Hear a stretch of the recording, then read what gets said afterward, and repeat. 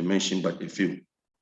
In Nigeria, there has been several attempts for the establishment of Islamic banks since the enactment of Banks and Other Financial Institute Decree of 1991, but all were in futility, largely due to lack of regulatory framework at the Apex Bank. The release of the regulatory framework by the Central Bank of Nigeria in 2011 was regarded as a turning point in the history of Islamic banking in Nigeria. Consequently, Jaiz Bank PLC got an operational license from Central Bank of Nigeria on the 11th November 2011 to carry out its activities as regional non-interest bank and fully commence operations as the first full-fledged Islamic bank in Nigeria on the 6th of January 2012. Since then, the Pioneer Non-Interest Bank has maintained its leadership role by deepening this alternative model of financing, thus providing foundation for its expansion and providing the needed ethical funding for infrastructural development in the country. Despite paying the huge cost associated with the pioneering, Jaiz Bank has recorded tremendous success that worth celebration in the last 10 years.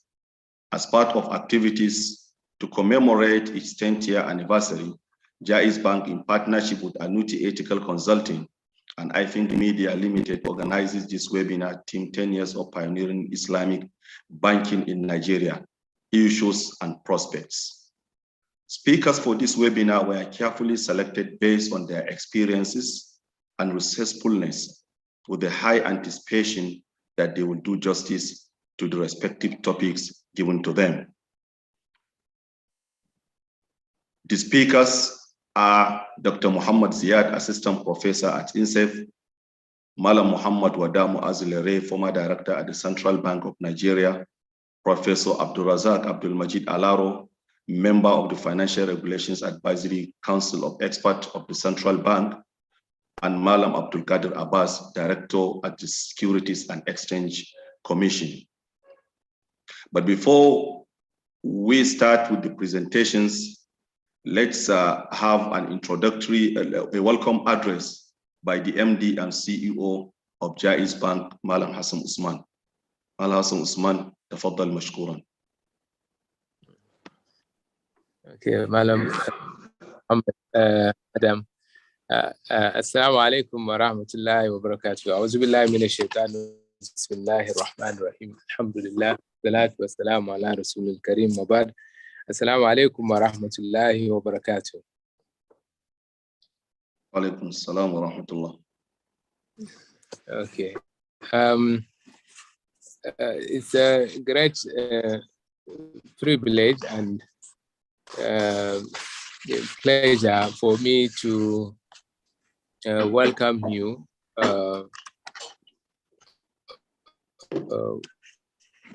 first the speakers and all the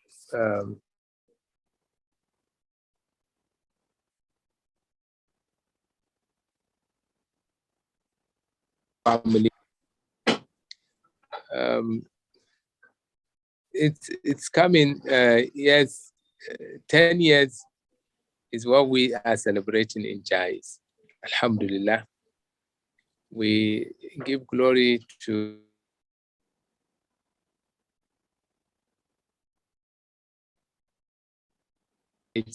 for Muslim community to have an alternative to conventional banking, so that they can live their banking finance life in accordance with the Creator's will and dictation. For us and many of the participants today, I believe it's an occasion, yes, to share and to continue to reinforce the awareness of non-interest banking or Islamic finance in Nigeria and Africa. But to also thank God and express our gratitude to Him because he has promised that if we are thankful, he will even do more for us. And indeed, we need more, because the journey to Islamic finance in Nigeria and in Africa is just beginning. Nigeria requires significant amount of funding to grow the economy, to get us out of poverty. And I think that Islamic finance stands a very high chance of doing that if it is encouraged. It also focused around the fact that it is, yes,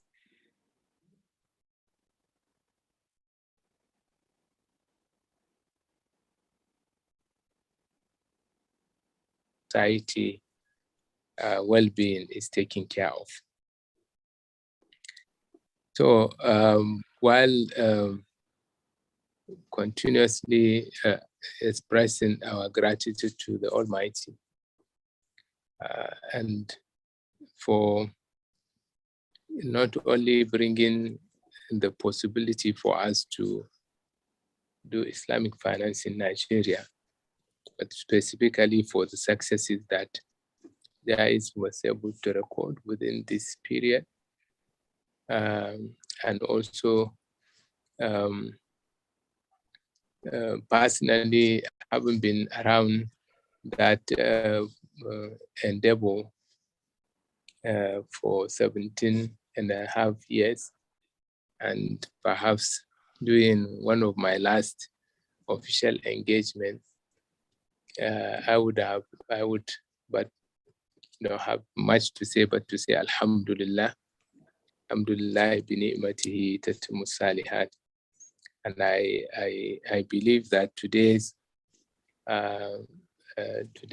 intercourse will assist us to look at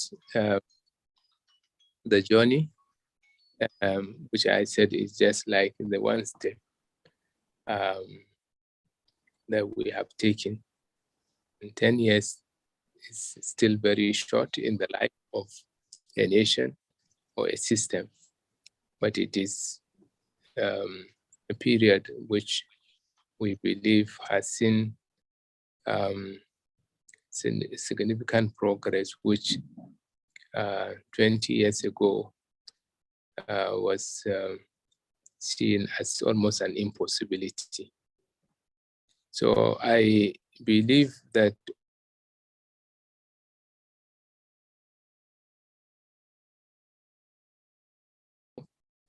today we have always been there, from Muhammad Lere to Abbas. I think it's representing Danusa. He was also both the representative and the Danusa himself were actively, from the regulatory point of view, they've always been there to help facilitate. Mohammed Ziad, I remember, God has made him to be around when all of these things were happening, and he provided the impetus around understanding the products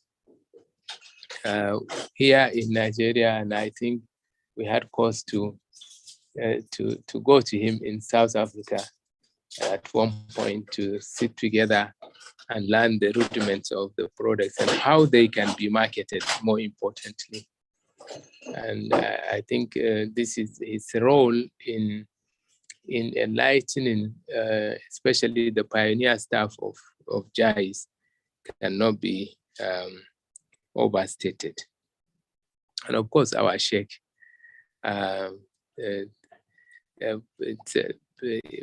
even when he was nowhere near a central bank, in seminars in Ilorin and around the country, he has always been there advocating how do we avoid interest. So we couldn't have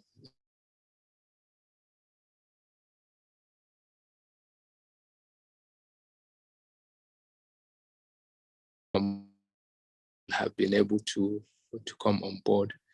And without taking of the time, I will thank them in advance. It's a welcome address, but I thank them in advance for this commitment and for their commitment all along. And I also urge all participants to be very attentive, because there is so much that could be learned today to further reinforce our drive and our journey to help us carry the ingredient that make us to take Islamic finance to the next level. So welcome, and I wish all of us a very useful, very enriching deliberation. Assalamu alaikum wa rahmatullahi wa barakatuh. Wa alaikum salam wa rahmatullahi wa barakatuh. Thank you, MD sir, for this wonderful welcome address.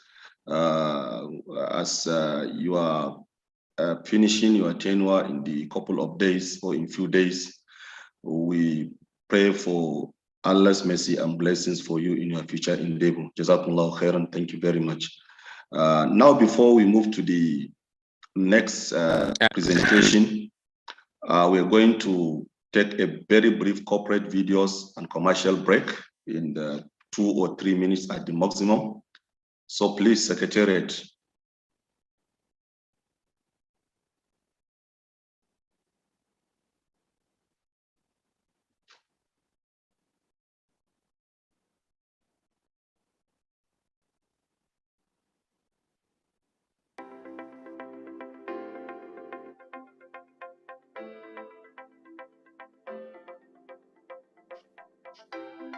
Ẹ kú déédé àsìkò yìí gbogbo ẹ̀yin oníbàárà wa, a dúpẹ́ lọ́wọ́ yín gan ni o, a kí yín tọ̀wọ̀tọ̀wọ̀, a dẹ̀ kí yín kú ọ̀sẹ̀ oníbàárà, ọ̀sẹ̀ ayọ̀, ọ̀sẹ̀ ire ló máa jẹ́, àwa ní tiyín tòótọ́ Jaiz Bank PLC.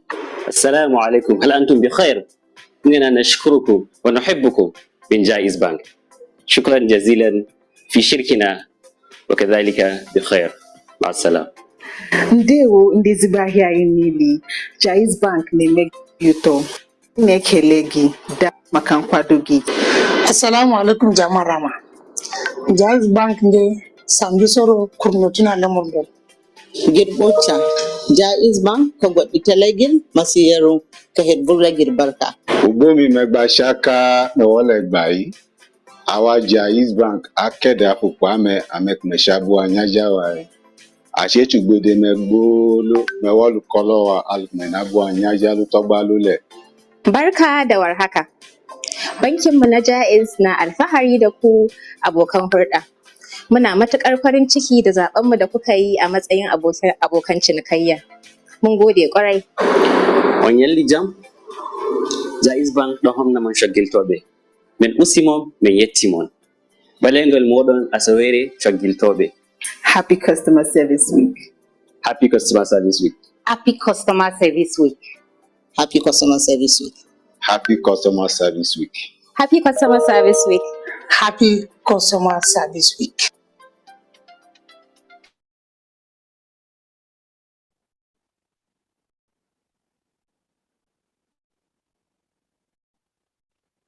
Thank you. That has been a very brief commercial break. Now the next item in our agenda is the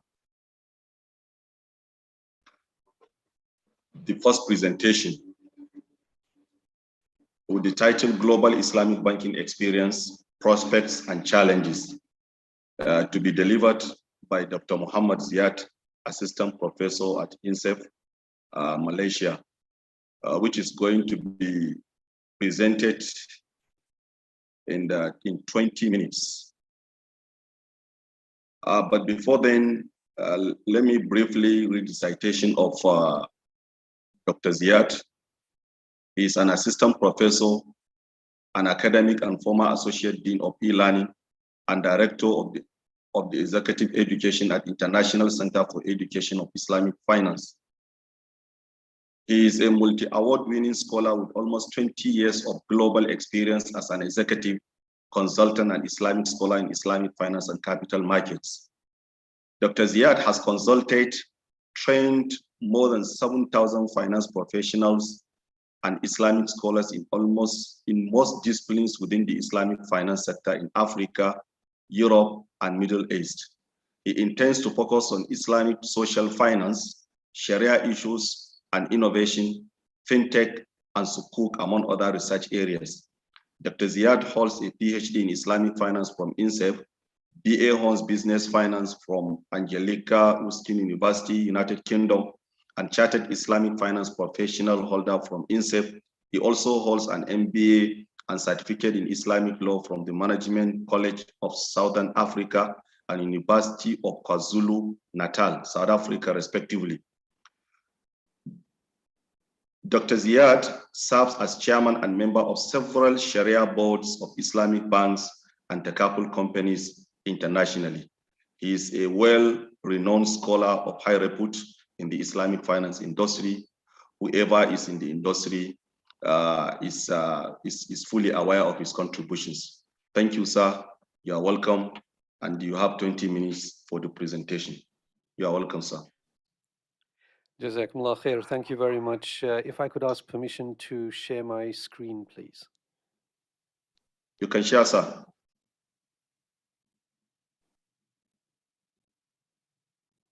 Still not allowed.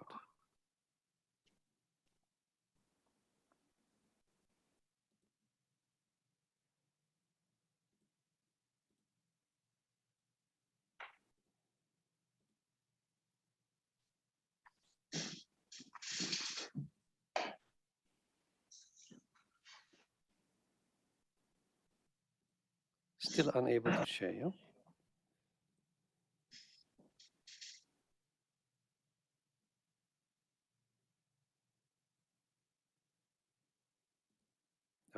Thank you.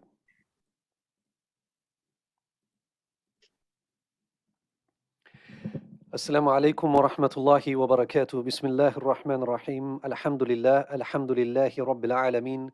والصلاة والسلام على سيد المرسلين سيدنا محمد وعلى آله وأصحابه أجمعين اللهم افتح علينا بحكمتك وانشر علينا برحمتك يا ذا الجلال والإكرام.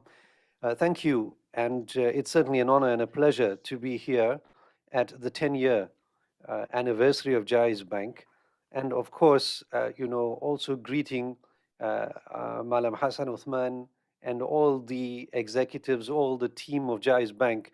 We've been working with them intimately throughout the period since 2007, 2008. And it's been a hard road. And mashallah, we've seen the fruits of the efforts with the Islamic finance regulation actually being launched, as you've mentioned, in 2011. We supported the launch of the takaful regulation in 2012.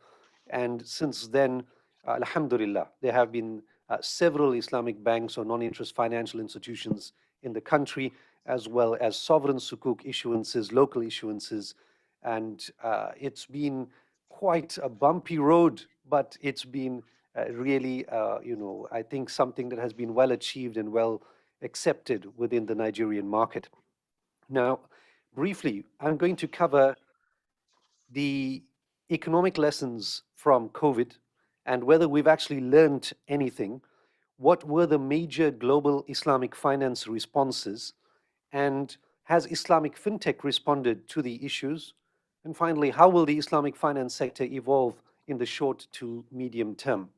I've got 20 minutes. It's not a very long time, and there's a lot to talk about. So let's talk about some of the lessons we've learned. We've gone through a disruption and economic impact that the World Bank, the IMF, and most economists say will still play out over the next 2 to 3 years. And I think there's a lot of pain that many countries will have to face and will have to experience until inflation settles and stabilizes and economic growth is experienced once again. The inequality gap seems to have widened, and a lesson that we've learned during COVID is actually that the wealthy get wealthier during crisis, which indicates that the existing economic system that's practiced internationally is seriously flawed. It's where the wealthy, richest 10 men of the world actually see their income doubled, and 99% of humanity are worse off. If this is not an indicator that the way we've been doing things is seriously flawed, then I'm not sure what would be a good indicator. In South Africa, an example is 0.1% of the country owns more than 90% of the entire market.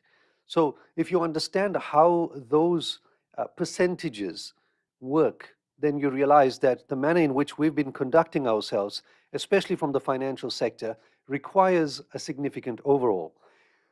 The focus has been around life, asset, and income protection, and going digital has become a matter of survival.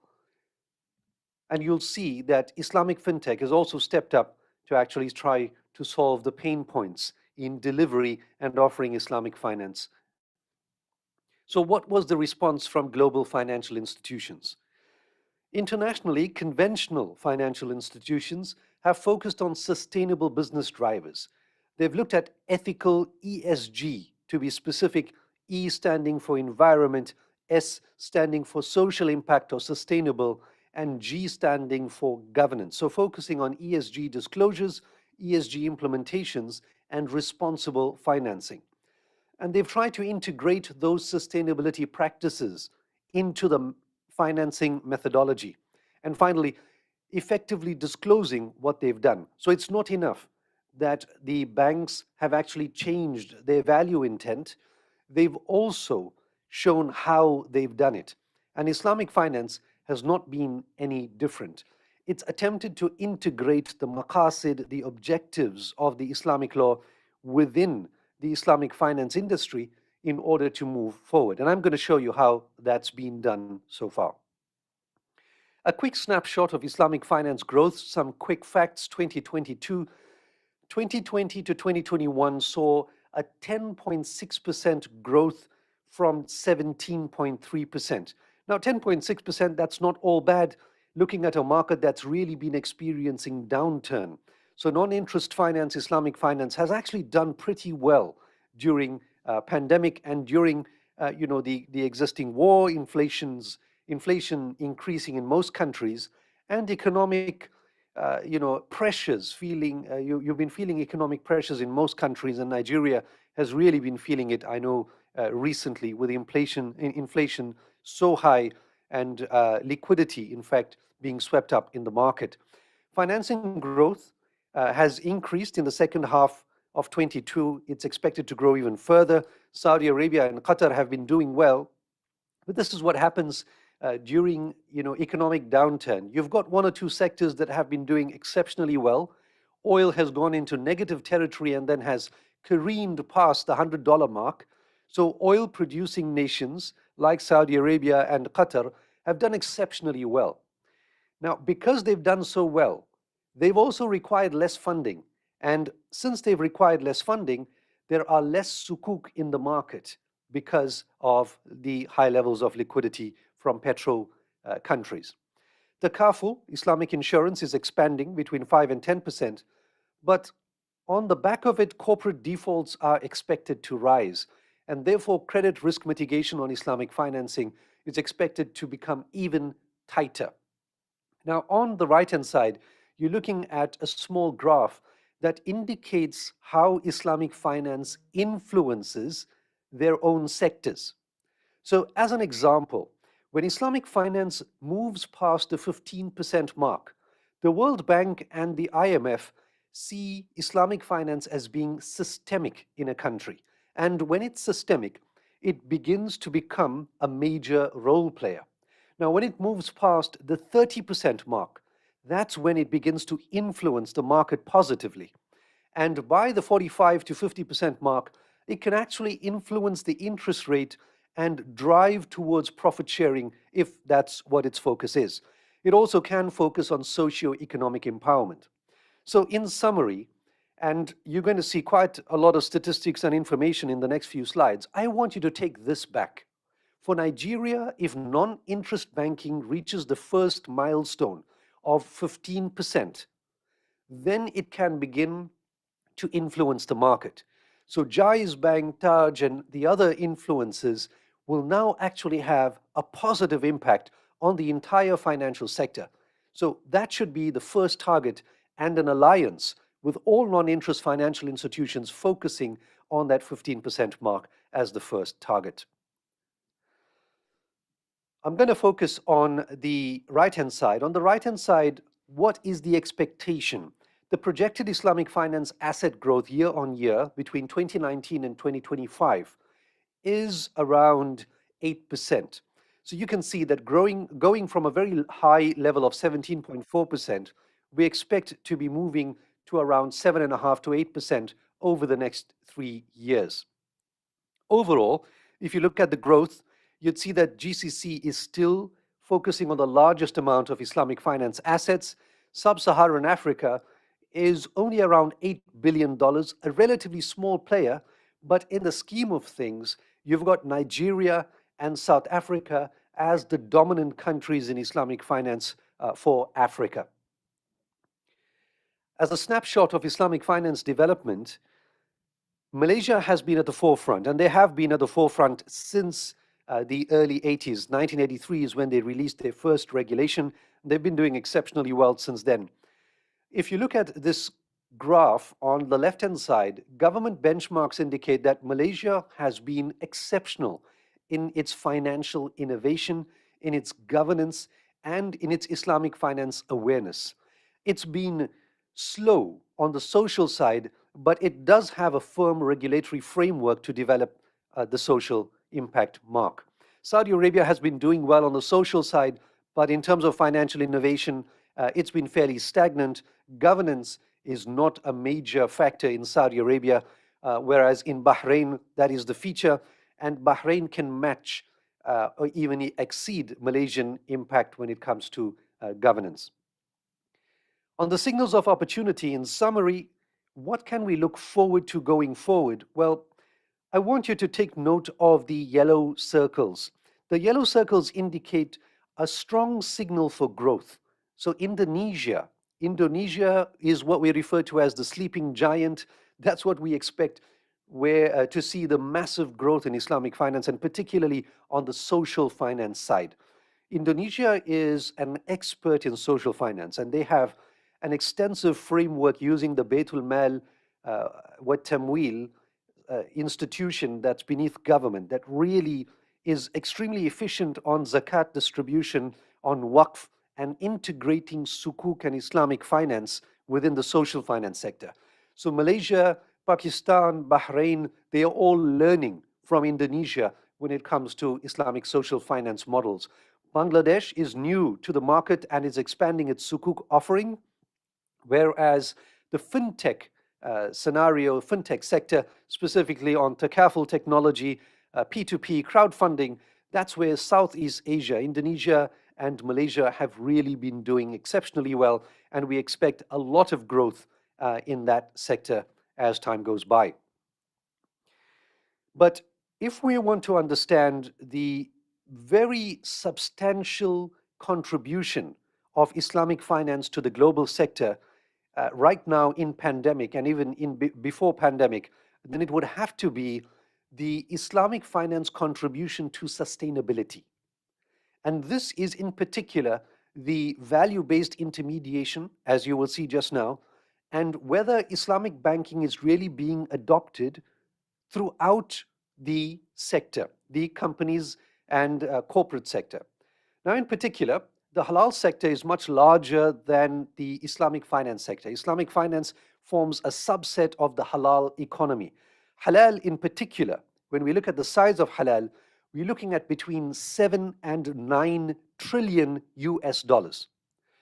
Islamic finance is about $3.1 trillion. So it's less than half the total halal economy.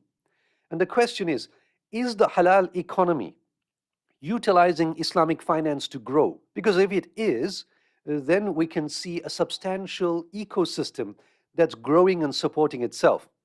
Now, as you will see, smaller halal companies in Malaysia and other countries seem to use Islamic finance. But there's a gap in larger corporates that are halal manufacturers, halal travel and tourism. They are not effectively using Islamic finance, and there's a gap there, and therefore that's an opportunity. For Nigeria, the halal economy still needs to be defined. And if you see it as a business prospect, then really mobilizing the halal economy in West Africa is going to be an opportunity for Nigeria.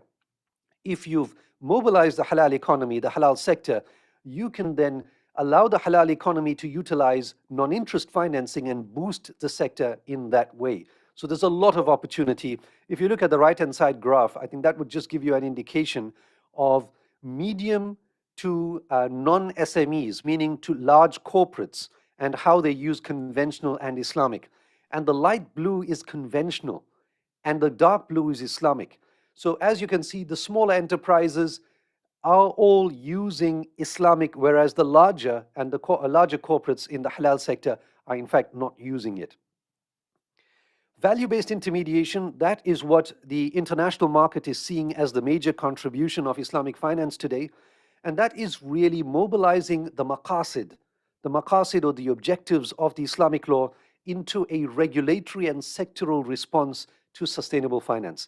So these are the particular game changers by focusing on online SME financing, using digital platforms and Islamic crowdfunding and P2P financing to support SMEs, to work on leveraging telcos and agent banks for takaful distribution, to look at cashless sectors that apply Islamic gateways and halal gateways, and really to unlock big data to mobilize Islamic sentiment and to drive that within the sector. The vision is to focus on responsible usage of finance, a high satisfaction rate, and a high take-up. But in order to achieve that, they must provide convenient access. And that is very much focused on technology, digital platforms as they go forward. Now, value-based intermediation really means taking responsible financing and maqasid and the SDGs and really mushing them up into something that, from a Sharia perspective, is regarded as focusing on socio-economic empowerment. And this is where non-interest banking is moving to. Malaysian banking, of course, is where you've seen the development of the VBI sector, and it has been progressing substantially. So overall, deposits and investments that are VBI related, meaning responsible, are around 50 billion ringgits. 50 billion ringgits, that is around 12 to 15 billion US dollars. And that's just in Malaysia alone. 18% of financing is VBI related, meaning it's not just Islamic, but it's responsible Islamic. And that's at around 82 billion, and you're talking about around 20 billion US dollars. So overall, the focus has been on responsible financing and providing even public infrastructure through this VBI approach. And now this VBI has moved over into the takaful industry. We've led the drafting of the VBI for takaful, and even takaful is using sustainable drivers to actually drive the industry and the sector. But perhaps the biggest prospect in Islamic finance globally is how social finance can fund the SDG deficits. And here, social finance is where banks integrate zakat and waqf and other approaches like takaful for social finance, cooperatives for social finance, and qard hasan in order to plug the gaps in the SDG funding. In particular, for Nigeria, what we're looking at is a PPPP, not a triple P. So the standard approach has been blended finance using public-private partnerships. Our research indicates that for Nigeria, public-private partnerships are not the best solution. So the best solution for developing infrastructure in Nigeria is going to be around Islamic, now get this, this is a mouthful, Islamic public-private philanthropic partnerships. And philanthropic is the charitable base, and that's where you develop the waqf base. And here, to look for examples, you can look at the cash waqf linked sukuk in Indonesia, where they've been utilizing that to develop hospitals, etc. So there's a lot of opportunity around there and filling the financing gaps. Some of the examples we've been involved in over the last few years is assisting some of the largest Islamic banks in the world to develop an impact scorecard using Islamic focus. And in order to develop the scorecard, you've got to develop products. So we've been developing Islamic blended enterprise financing products. We've also been developing urban farming products, where individuals can actually utilize urban farming packs developed by agricultural universities to supplement their income. Yes, we've done pilot phases and it's been very successful. It's now being rolled out by one of the largest Islamic banks in the country as a social finance initiative that is actually commercially driven, which means that you can finance an urban farming pack for a markup. It's beneficial to the bank, it's beneficial to the community as well. We've also been working on zakat for debt funds and waqf securitization and the development of waqf. I'm going to end off, and I know it's already about 20 minutes, yes, time flies, Islamic fintech. I mean, this is a huge market that's being quickly evolving. Saudi Arabia is leading in market size, but in terms of sophistication, it's really Malaysia that's been leading, with Indonesia that has the most Islamic fintechs. For Nigeria, in order to reach the entire area, the region, we suggest that Islamic fintechs would need to be adopted significantly, and that's all the way from your crowdfunding to your payment channels, the wealth management solutions, digital assets.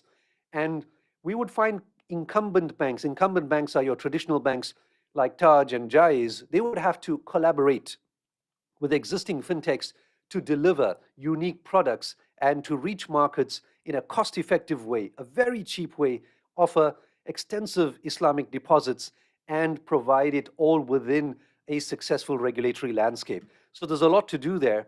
The short to medium-term focus internationally is to look at a redistribution architecture. And this is for the regulator to look at. Malaysia has mastered this approach. Indonesia is developing this approach. It's looking at, on the right-hand side, the regulators formulating redistribution policies at the central bank level, all the way through to development finance institutions and market institutions. So creating layered approaches to target different sectors and dividing the entire market into the T20 or the top 20 income, the middle 40% income, and the bottom 40% income, and then creating targeted strategies of non-interest finance to actually assist each of those sectors and develop them through socio-economic development. Finally, there is an ethical dilemma, and here the challenges are around the unbanked. And here there's a blind spot of 1.7 billion people. The majority of those are unbanked in the OIC.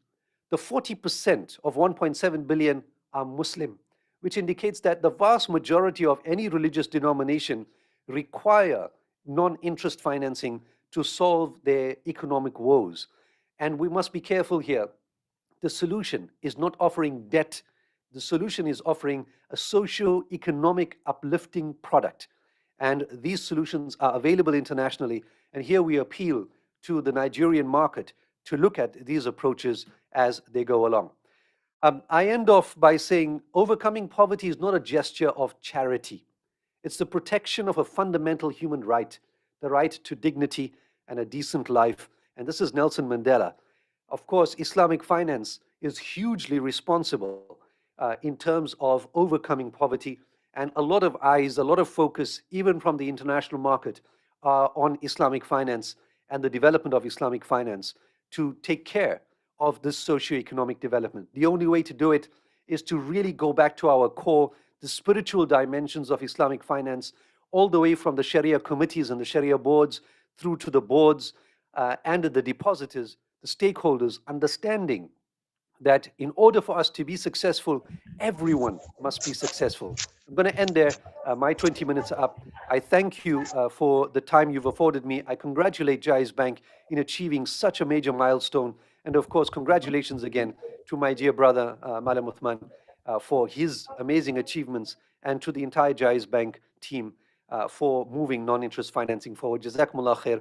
Wa akhiru da'wana lilhamdulillahi rabbil alameen. Assalamu alaikum wa rahmatullahi wa barakatuh.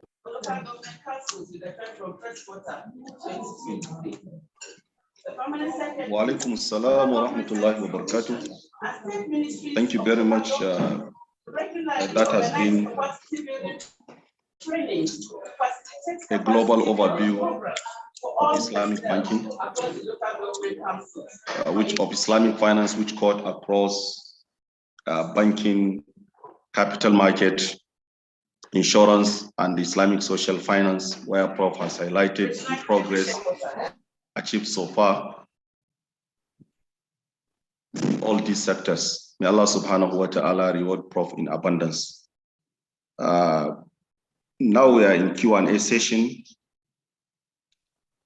I don't know if participants have questions, please they can ask through Q&A.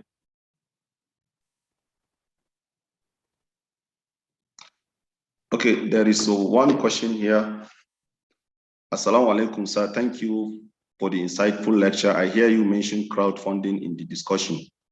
Can you please talk about ethical crowdfunding schemes available in Islamic banking? Thank you. Certainly. So Islamic crowdfunding comes in different forms. And there are four major forms. I'm not going to cover all the theory, but primarily we've been focusing on crowdfunding of investment projects. And crowdfunding of investment projects means that the crowdfunding platform must actually identify projects that can be audited and graded and have some basic track record. And that has not been very easy to do. So crowdfunders have been collaborating with government and auditors and well-known investors in the market to identify valid projects, reliable projects, where the investor's money is being used effectively. Remember that in most scenarios, crowdfunding is not regulated.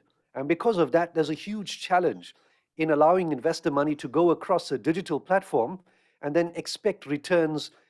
And the approach would be risk sharing. And therefore, when there's no return at the end of the year, then the digital platform company will say, well, you know, it's risk sharing. So I'm sorry, you lost. And this is how profit sharing works. And this is the danger, where investors may lose a lot of money and a lot of confidence. So there are some successful crowdfunders out there. There's an opportunity for Nigeria to implement crowdfunding, but it needs to be well managed. And one approach would be to look at Malaysia's approach in implementing a sandbox, a regulatory sandbox, where there is a testing of Islamic crowdfunders over a period. And after they've proven themselves to be safe and identifying good, strong investments, then they can actually go live and they can go into market. But saying all of that, I think what we also need is an ethical framework, a Sharia framework for Islamic crowdfunders. It's a lot. The question is huge, and the answer is very short. So please forgive me. Perhaps in a future session, we can focus just on Islamic crowdfunding. Thank you very much, Prof. One more question, which is going to be last because we are behind schedule time, Prof. Sir. Somebody was saying that you've been mentioning and highlighting or referencing to Malaysia and Indonesia in your presentation, sir. Throughout the presentation. Is there any lesson that the Jaiz Bank can learn from the experiences of Malaysia and Indonesia? Yes, the reason I highlight them is because the Islamic Finance Development Indicator, the Global Islamic Finance Development Indicator, ranks Malaysia as #1 and Indonesia in the top 3 when it comes to social finance. So Nigeria can learn this. The manner in which Islamic finance has been implemented in those two countries is close to enabling regulation. So enabling regulation means that you must have a strong ecosystem to protect the stakeholders. Only then can you move forward.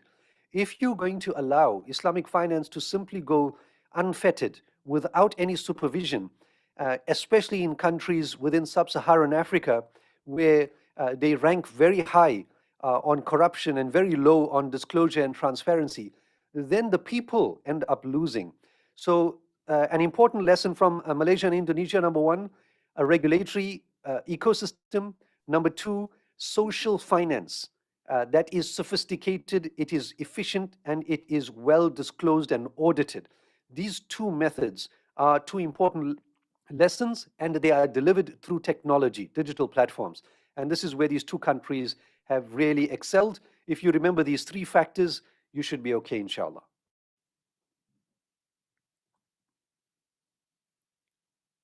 Thank you very much, Prof, for this. And I think you've done justice to the topic and even the questions that follow the presentation. Thank you very much once again. And on behalf of the Jaiz Bank and the co-partners for this webinar, I want to use this opportunity to thank you once again for sparing time out of no time. We know your tight schedules and deliver this wonderful presentation. Thank you very much, Prof. And we are very much grateful. It is my pleasure. Jazakumullah khair for the opportunity. Thank you, sir. And we wish you all the best. Assalamu alaikum. Now, before we take another corporate video or commercial break, there is a poll that is going to be shared on the screen so that participants can try to respond, please, in a very short time. Secretariat, please, if the polls are ready. Okay. The question reads: the first example of Islamic banking in modern time, or Islamic bank in modern world, is, you just need to select only one. Bank Islam Malaysia, established in 1983. Islamic Development Bank, established in 1975. Dubai Islamic Bank, established in 1979. Mitgam Savings Bank, established in 1963 in Egypt.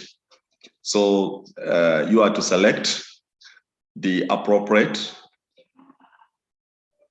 choice.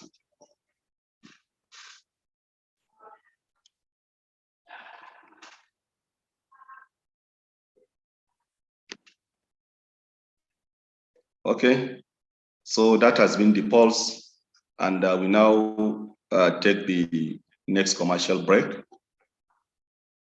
in 2 minutes time, then we proceed.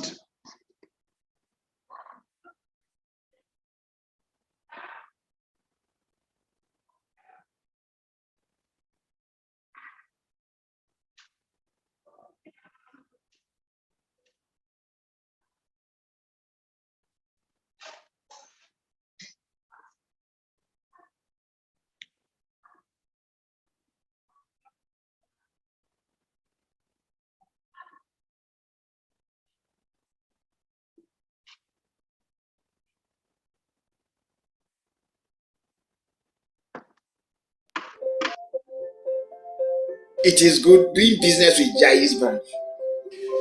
Are you aware that Jaiz Bank PLC is financing individuals and businesses without interest for over a decade now? This my shop is financed by Jaiz Bank, and I'm happy with our partnership. Alhamdulillah, my partnership with Jaiz Bank is fruitful. I always count on Jaiz Bank. It is good doing business with Jaiz Bank. Thank you, Jaiz Bank, for helping my business to grow. Come open an account with us to enjoy our unique products and services. Thank you, Jaiz Bank. Thank you, Jaiz Bank. Thank you, Jaiz Bank. Thank you, Jaiz Bank. For more inquiries, visit any of our nearest branch to experience our exceptional non-interest facilities or our website at www.jaizbankplc.com. You can also reach us via 070-7730-000. Jaiz Bank, for a better life.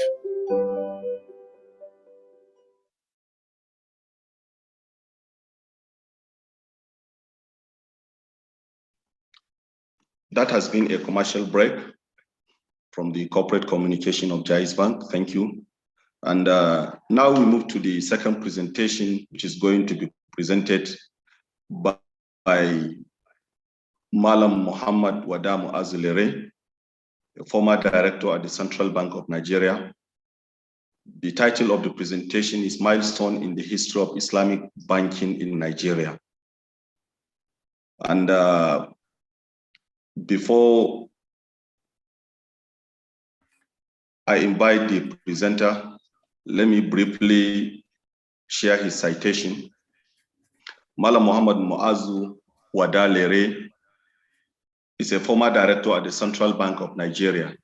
He joined the services of the Central Bank of Nigeria as a senior supervisor around 1991 and grew through the ranks until he reached the rank of the director before he retired in 2018.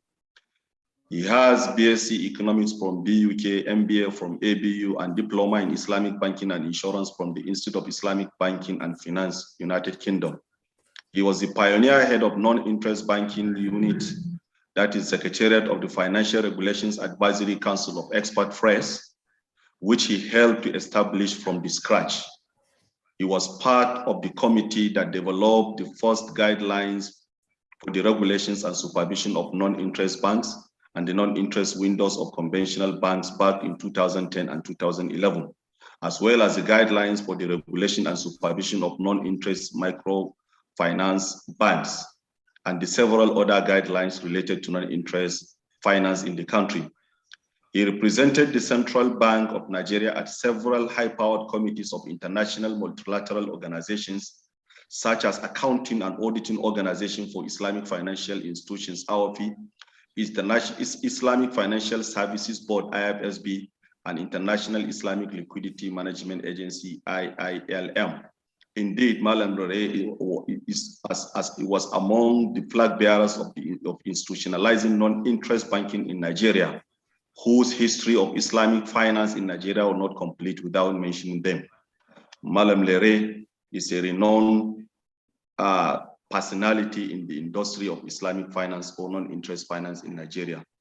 Malam Lere, you are welcome, sir. Thank you very much.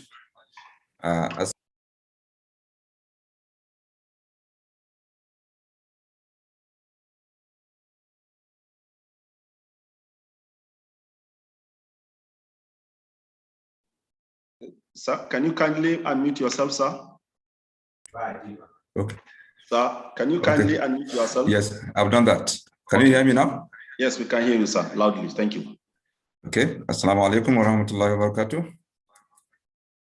First of all, let me thank Jaiz Bank for the opportunity given to me to be one of these panelists and to also share my experience, and also use this opportunity to congratulate Jaiz for this milestone of being in the business for the first 10 years. And so far, it has been a very good and successful story. I would like to also use this opportunity to welcome my colleagues, Dr. Ziad, with whom we have been working for years to institutionalize Islamic banking in Nigeria. In fact, Dr. Ziad, I can say, is almost a Nigerian because I know we took Dr. Ziad to so many places in Mina, Kaduna, Kano, Abuja. There's nowhere that we have not taken Dr. Ziad while we are trying to institutionalize this model of banking. On a note, let me see whether I can share my slides, even though the slide is big, but I will try as much as possible to summarize since I have only 20 minutes. Can we see the slides? Can we see the slides?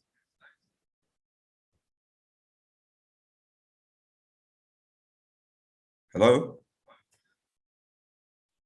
Can we see the slides? No, we can't. Not yet. Not yet? Okay.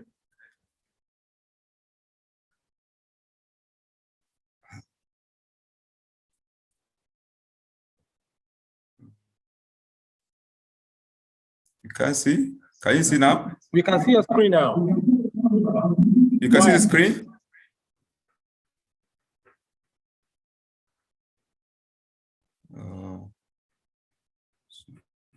Can't display it. I cannot display it. Okay, let me search for it. Yeah.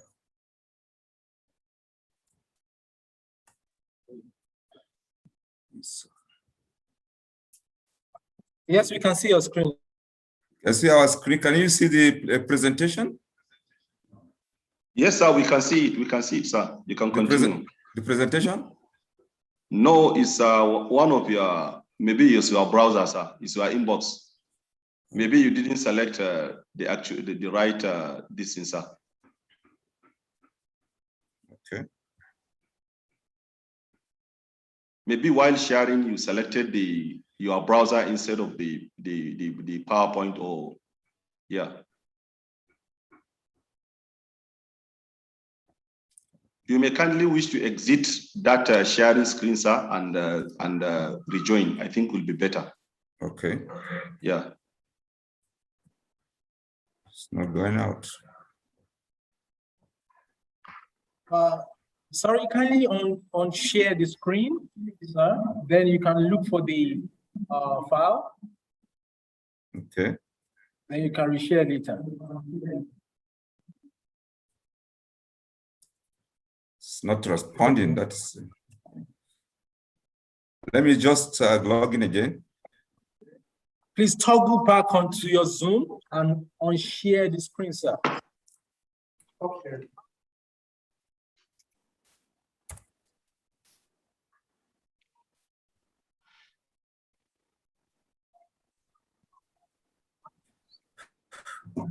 I think I can just go ahead. Then later on, I can send the presentation for you to share. If it's okay, stop the sharing now.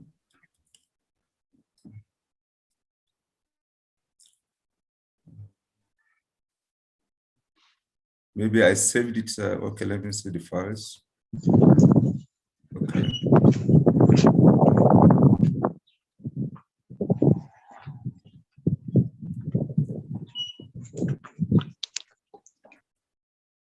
Okay, I'm trying to open it through another way. Let me see.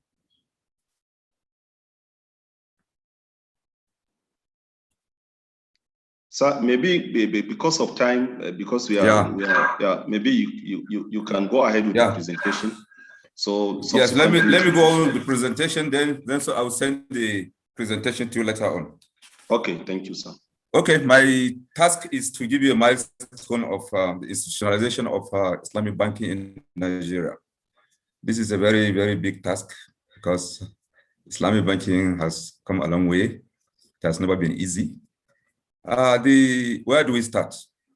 When you are talking about Islamic banking or institutionalization of a banking model, where do we start? We start from the regulators, from the law. Before 1991, there was the Banking Act or the Banking Decree. And actually, nothing was mentioned about Islamic banking. But we have, according to research, we have a bank called Muslim Bank of West Africa that started in 1957 in Lagos. This Muslim Bank of West Africa was the idea of Alhaji Nuru Sule Oniwo. What prompted this was that after the 1940-1950 banking crisis, the Nigerian economy was mostly dominated by a lot of complaints that Nigerians have been segregated. So Alhaji Nuru Onuo decided to establish what we call Muslim Bank of West Africa in Lagos. His whole aim was just to assist the Muslim community around Lagos. This, I can say, is the first attempt in Nigeria for the institutionalization of Islamic banking. However, the bank was licensed, I think, in 1958. But according to research, there was no evidence that the operation of the bank was based on the Islamic principle, even though the name suggests that it was an Islamic bank. So it continued until around 1958, when the capital base of the banks were raised. We have regulation, and Mr. Osino, being a single owner of that bank, couldn't meet up because the initial capital that he used was £12,500 sterling. Later on, the capital of the bank was jacked up to £250 sterling, £250,000 sterling. Later on, when the capital base was raised to 300, he couldn't make it, and he was also sick around 1960. So the bank really lacks the capital and also lacks the managerial skill. So a decree was done in 1969, a ministerial decree, to wind up that bank. So the lesson I want us to learn is, when you start something, you really need regulation. Without regulation, you cannot move anywhere. So that is just the starting point. So thereafter, in 1991, we have what we call the Banks and Other Financial Institution Decree.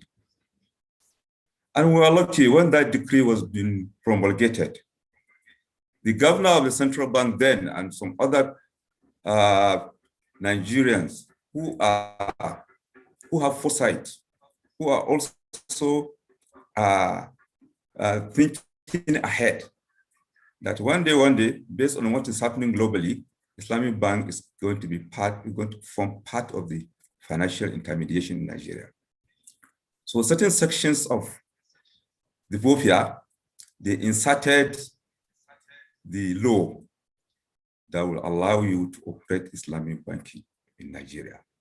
Even though they did not call it Islamic banking, they call it Profits and Loss Sharing Bank. So when you look at Section 9 of the decree at that time, it gives the categories of the banks. We have the commercial, merchants, other financial institutions, Profits and Loss Sharing Bank.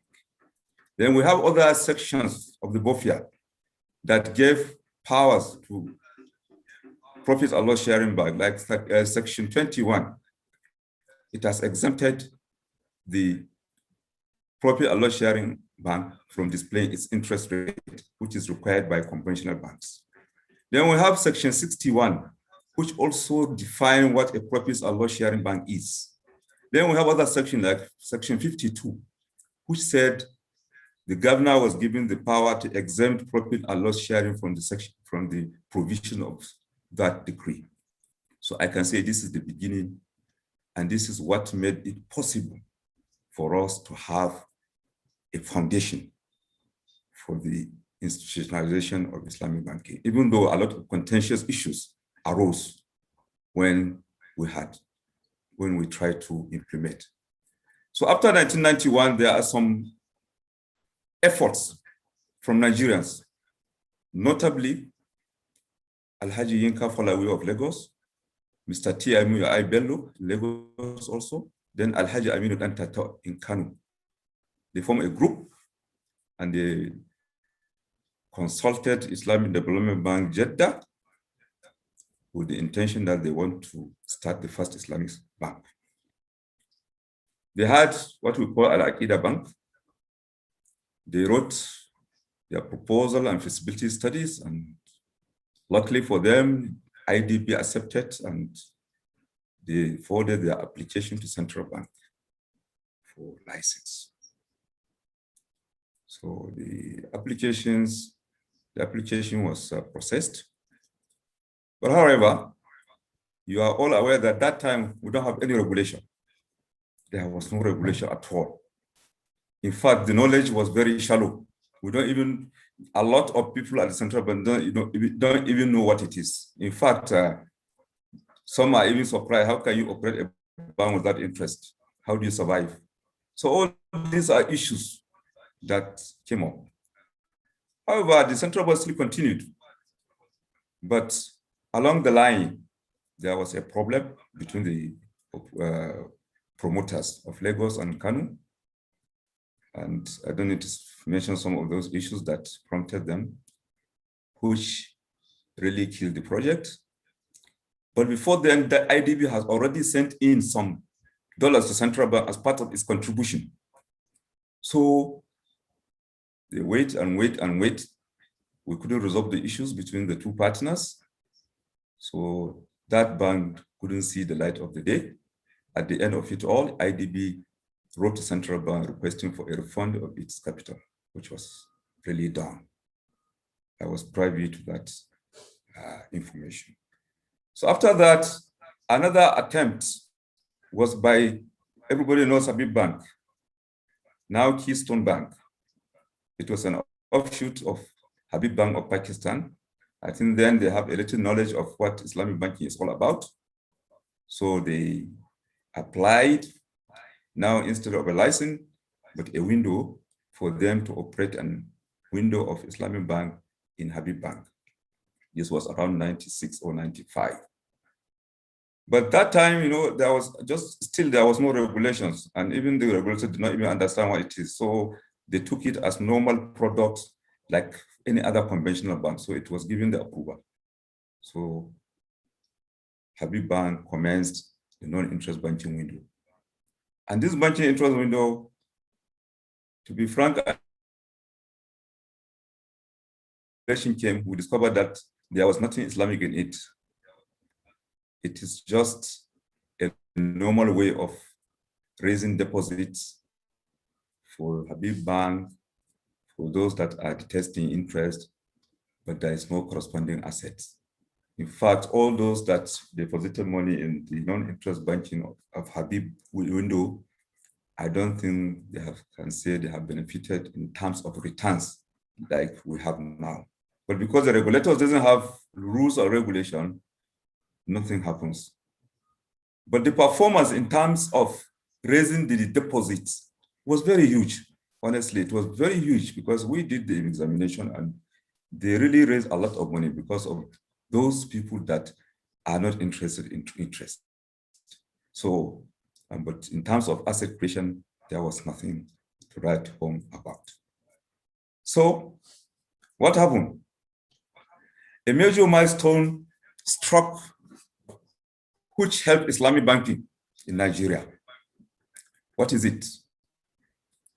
In and around 2003, there was a lot. Nigeria is a member of the G8, and we normally attend meetings and issues of Islamic banks are normally discussed. So there was a lot of need because Nigeria then has already joined the OIC. There was need for us to really look at this concept. So there was a lot of pressure on government to really join the IDB as a member. So even during Shagari's regime, those hues and cries were ignored.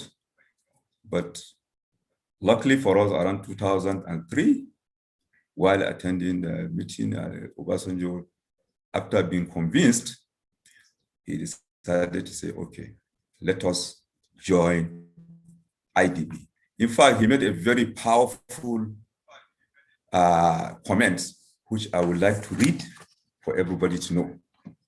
Obasanjo said, look at the Nigerian debt. All we had borrowed up to 1985 was around $5 billion dollars. And we have paid about $16 billion. Yet, we are still being told by our creditors that we owe about $28 billion. He said that $28 billion came about because of the injustice in the foreign creditors' interest rates. If you ask me, what is the worst thing in the world? I would say it is compound interest. This is what Obasanjo said. So based on that, I think it was a booster, and he was convinced, look, let us join the IDB. In fact, he needs interest-free loan to even develop his farm in Ota. So we joined the IDB as a member. In fact, currently, we are the 4th largest contributor to or shareholder in IDB with about 7.66%. So this really gave us a booster because after joining the IDB, a technical team from IDB visited Nigeria in 2007. When they came, they visited the government, they had a meeting with the Ministry of Finance, and part of their meeting also, they are going to meet with the CBN governor. So and the issues they are going to discuss is the issue of Islamic banking. So luckily, I was invited to that meeting based on my little knowledge of Islamic finance. So I joined the meeting. So a lot of issues were discussed, including what are we doing to see that Islamic banking becomes a reality. And so we itemized most of the issues and challenges.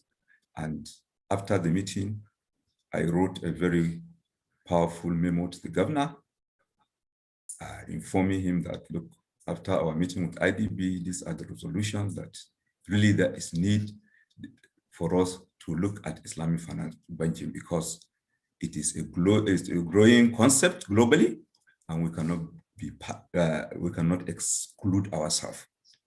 And these are my recommendations for CBN to adopt. Luckily, those recommendations were approved. And part of the recommendation was to send a team to go and understudy Islamic banking in Malaysia and other countries and come and start the development of the regulatory and supervisory framework for Islamic finance, Islamic banking in Nigeria. So a team was led by Mr. Tunde Lemon, who was also a pastor, who is the Deputy Governor, Financial Sector Surveillance of the Central Bank at that time. So all licenses are under him. So he led the team, and we appointed KPMG to be our technical partners. And I was asked to constitute a committee. We constituted a committee within Central Bank Banking Supervision Department, including our head of the committee was a Christian, Mr. Danny Eke, who is a lawyer, and we have Mr. Obot, we have myself, Let Sherehu, and some others. So we moved. We went to Malaysia, we studied and we visited Bank Negara, Malaysia, we visited IFSB, we visited so many projects financed by Islamic banks, and we went to Dubai, we went to Bahrain, we saw it.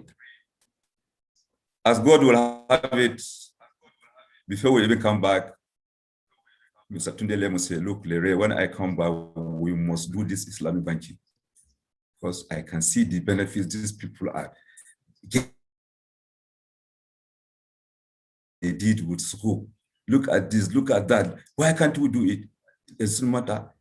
So my chairman came, we wrote a powerful report to Soludol then, the governor. He said, look, when we presented the report, he said, I don't know anything about Islamic Bank. Are we convinced? Suleiman Barau was the deputy governor. He said, look, I have read it, it's in order. So our first draft of guidelines came in 2009.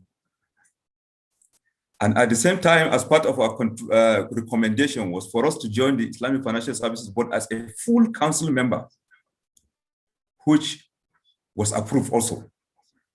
That we should join. So we have joined. So this really gave us an opportunity for us to move on. While we are doing that, at the other end, that is the operator side, Ahmed Zakari & Co., a chartered accounting firm, conducted an first international conference at Sheraton Hotel in conjunction with Institute of Islamic Banking, London. And we have a lot of speakers around the globe, including Justice Taki Usman of Pakistan. They came, and the Supreme Council for Islamic Affairs, headed by the Sultan, also sent representatives. So a lot were discussed, and part of the communique was, look, we need to move ahead, we need to develop something. So a committee was formed, a steering committee was formed. The Sultan said we should form a steering committee that will drive the process of establishing an Islamic bank in Nigeria. And it happens that I was a member of that committee. My deputy governor, Dr. Shamsuddin Usman, then was also a part of the committee. Then Group Captain Usman Jibril Late was the chairman. We have DIG Jika, we have Professor Ibrahim Umar, we have so many across we have Dr. Latif Adebite, Secretary General of Supreme Council for Islamic Affairs. So we started and we commenced work. We started meeting at Area House in Kaduna almost every 2 weeks. And Ahmed Zakari Anko was the secretariat of that committee. And I know one of your staff, Adamu was the secretary. So we worked so hard to bring a blueprint. And that time there was the issue of Sharia that has come up in Nigeria, in Zamfara and others. So we also incorporated Ahmed Sani Yarima. I say you cannot do Sharia without an economic empowerment. So we also expanded and we worked together. So at the end of it all, sir, you've taken a very long time. Okay. And, our time is very, very limited. Okay. And we're enjoying this long history of the milestone, the struggle you have already undergone. Okay. In fact, I think Jaiz Bank need to have a special webinar for historicizing the Islamic finance in the country. So I don't know if you can summarize in a few minutes because the 20 minutes has elapsed since. Sorry. Thank you, sir. So that's why I said my paper is going to be very long, but okay. Okay. So okay, at the end of it all, we came up with the suggestion that Jaiz will come on, and we have some.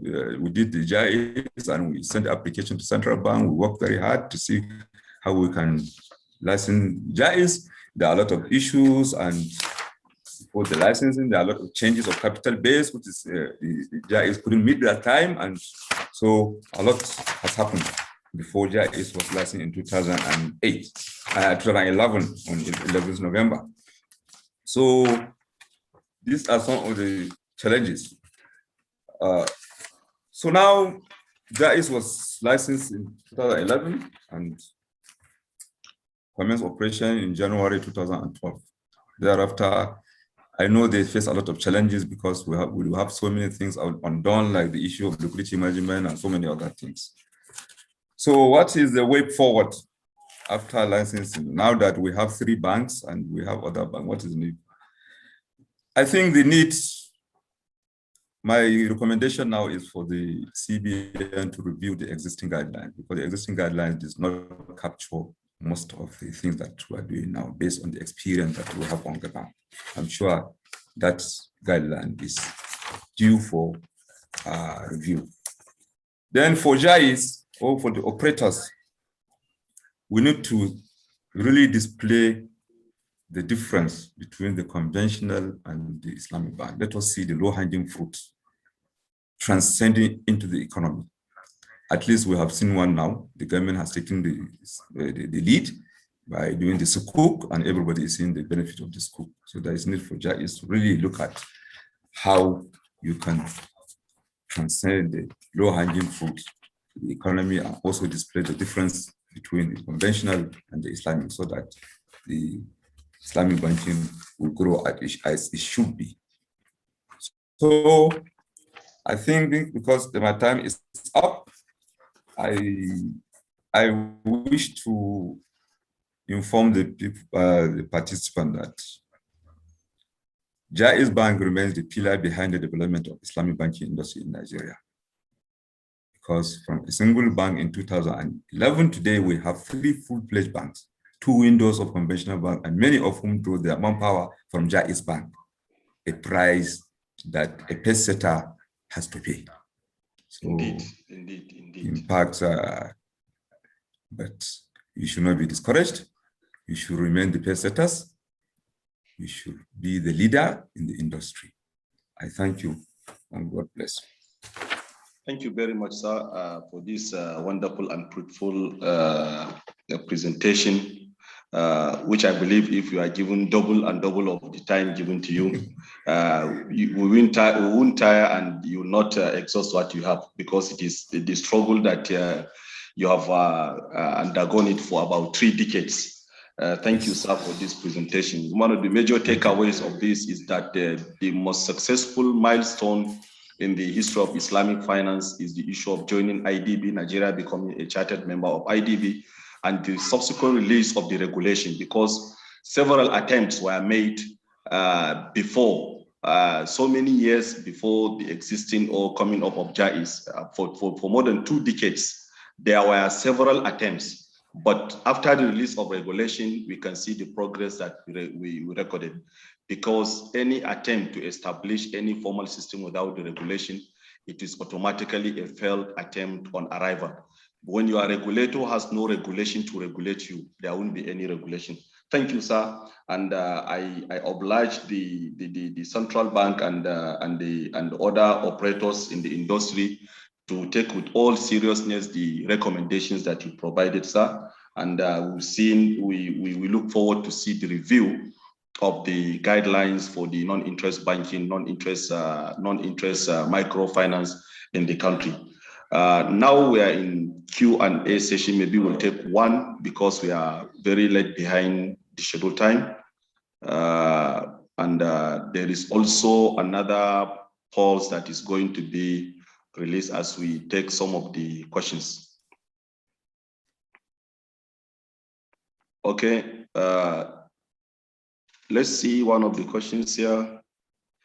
Alhamdulillah, I was in team that worked for about 10 years to get Jaiz Bank registered.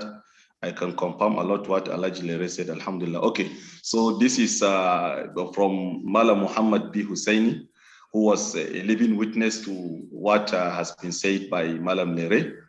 So thank you very much.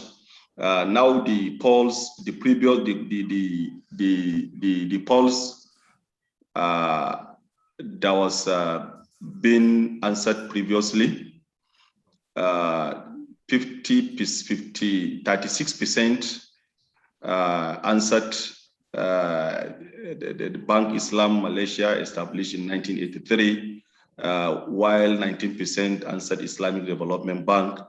Then Dubai Islamic Bank established in 1979 got 7%, while Mitgamr 37%, which I believe is the correct answer. Now we are going to take another pulse from the Secretariat, please.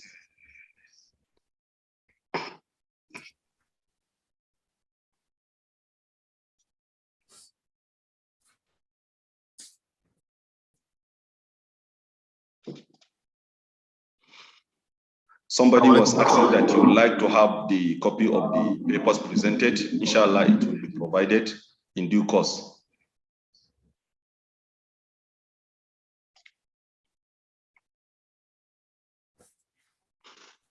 Okay. Doctor, please kindly proceed. Okay. So now we are moving directly to the third presentation, which is going to be delivered by our able professor, Professor Abdul Razak Abdul Majid Alaro, the pioneer professor of Islamic financial laws in West Africa region in general, not only in Nigeria, who is a member of the Advisory Council of Experts of the Central Bank, Financial Regulations Advisory Council of Experts of Central Bank, FRES. His presentation is going to be on the legal and regulatory framework of Islamic banking in Nigeria, gaps and future outlook. But before I invite Prof for the presentation, I would like to briefly read his citation, even though he is not in the industry, but at least for some of us that are not much acquainted with his expertise. Professor A.A. Alaro is a Sharia expert, barrister and solicitor of Supreme Court of Nigeria, and an internationally certified arbitrator. His area of specialization is Islamic financial transactions with emphasis on banking, insurance, and capital market, and has published in reputable peer-reviewed journals, peerly reviewed journals across the world.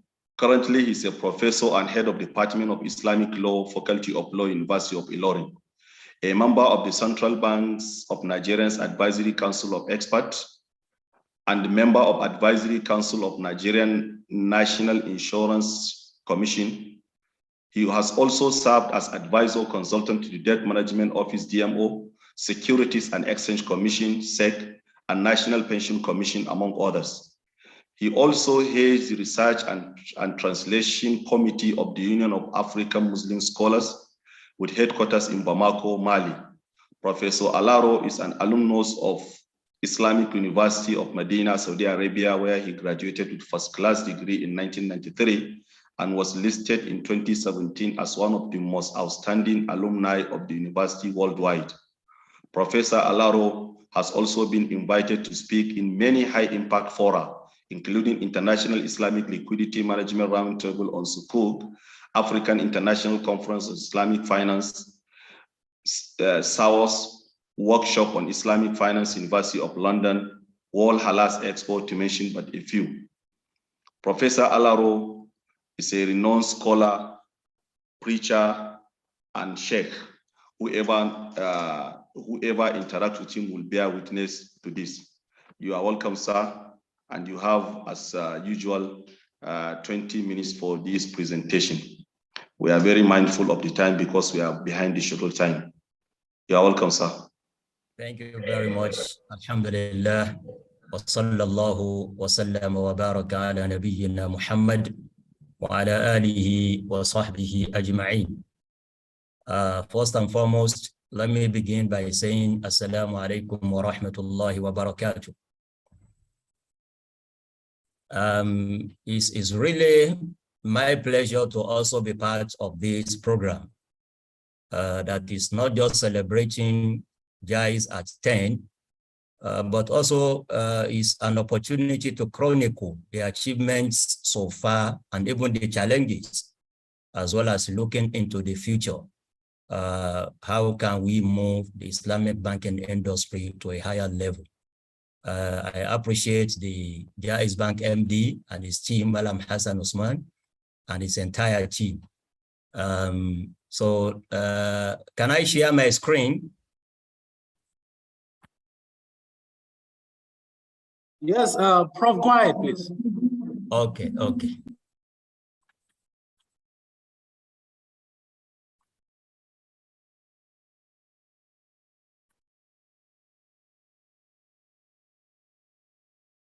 Am I sharing now? Perfect, Prof. You can go ahead, please. Okay. So having said this and being mindful of the time constraint within just 20 minutes, I am to discuss the legal and regulatory framework of Islamic banking in Nigeria, to identify gaps and also the future outlook. When we talk of the legal framework for Islamic, sorry, the screen is not moved. Okay. The legal framework. Let's take an overview of the legal framework of Islamic, or popularly known as non-interest banking in this part of the world. The overarching legal framework for Islamic banking in Nigeria is the Constitution itself. The strongest backing for the operation of Islamic banking in the country is the Constitution, the ground norm, the highest law in the land. By virtue of Section 38 of the Constitution, which guarantees freedom of religion for every citizen, this freedom is extended to also cover freedom to manifest one's religion in practice and observance. And this is where the practice of Islamic banking and the observance of the ethos, the rules, the regulations, and principles of non-interest or Islamic banking will become handy. So practicing Islamic banking, as Jaiz and others are doing, is supported completely by the constitutional provision in this particular section. And I must also add here that contrary to some claims in some quarters, this is not in conflict with Section 10 of the Constitution. That is the section that says Nigeria as a state shall not adopt any religion as a state religion. Evidence abound all over the world that adoption or introduction of Islamic or non-interest banking is not synonymous with the adoption of a state religion. Whoever is saying this may be saying that mischievously, but the truth of the matter is that we have a lot of countries, more than 80 countries of the world today, wherein this form of banking is thriving, is being practiced. Some of them are Christian or non-Muslim dominated countries. We can mention countries like UK, US, and the rest of them. So this is a very good foundation for us. We have the strongest backing of the Constitution in this section that I've just mentioned. In addition to that, I'm happy one of the founding fathers, although he may not like himself to be addressed that way, Alhaji Lere preceded me in talking this morning. He has mentioned BOFIA. That is another very strong legal framework for the operation of Islamic banking in this country. Banks and Other Financial Institution Act, BOFIA, is another legal framework for Islamic banking in Nigeria. This is also not free from controversy, but I'm happy to say here this morning that the unnecessary controversy on whether what Alhaji Lere referred to as profit and loss sharing bank allowed in BOFIA is the same as non-interest banking. Because we had it, some people will argue that what the law allows you to do is profit and loss sharing banking, not non-interest banking. You know, sometimes in this part of the world, we like to make a mountain out of a molehill. I don't see any difference all over the world. These are nomenclature. These are terminologies that are used interchangeably all over the world. Let me give you an example of a close country to us in Nigeria. In Morocco, up till today, all their Islamic banking institutions are known as PLS institutions. Al-Bunuk Tasharukiya. That is the official name up till this morning in Morocco. So Islamic banking, non-interest banking, PLS banking are all the same. But fortunately, this controversy lingered on for some time, and we all know. And we must give kudos to our legislators, the lawmakers in Nigeria. They've done a good job in collaboration with other stakeholders, central bank and others, by coming up with a new set of law. BOFIA 1991 that was referred to by Alhaji Lere is no more in operation. That law, that act has now been replaced with BOFIA 2020. And this controversy through BOFIA 2020 has been permanently laid to rest. When you take Banks and Other Financial Institution Act 2020, the recent law, it has plethora of provisions. Many sections of BOFIA 2020 expressly provide for non-interest banking. And that is why you can see on my screen, I've referenced some of those sections, section 2 sub 5B, section 3 sub 1D, section 4 sub 1, and the list goes on and on. All these are express provisions that leave no ambiguity as to what the law allows in Nigeria. Call it non-interest banking, call it profit and loss sharing banking, and even call it Islamic banking if you wish, as Britain, the Great Britain did by allowing Islamic Banking of Britain, IBB, to be registered in that country. So that is another very strong legal framework that we have for the operation of Islamic banking in the country. Now, looking at the future, I believe strongly that what we have, the situation today in Nigeria, does not support having a very strong Islamic banking industry. Why? A lot of regulations that we are using to supervise, to run, to manage Islamic banking in Nigeria today are in the form of what we call subsidiary legislations. These are guidelines, rules, and regulations issued by the central bank governor, although who is empowered to so doing. But if you ask any lawyer, they will tell you a subsidiary legislation is not as strong as having a primary legislation.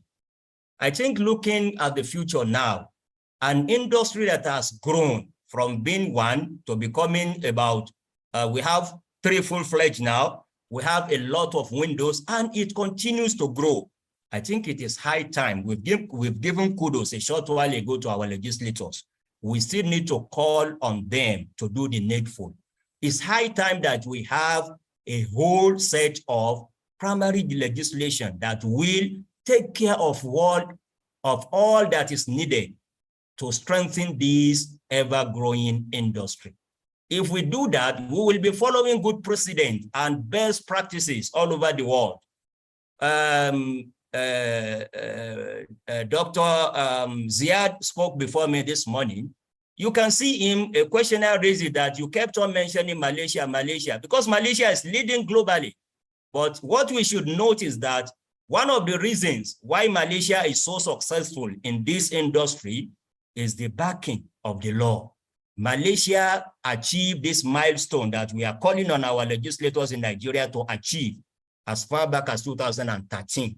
They also started like us, but when it got to a stage, they felt the need and they did exactly what was needed to be done by enacting a law, an act called Islamic Financial Services Act, IFSA 2013.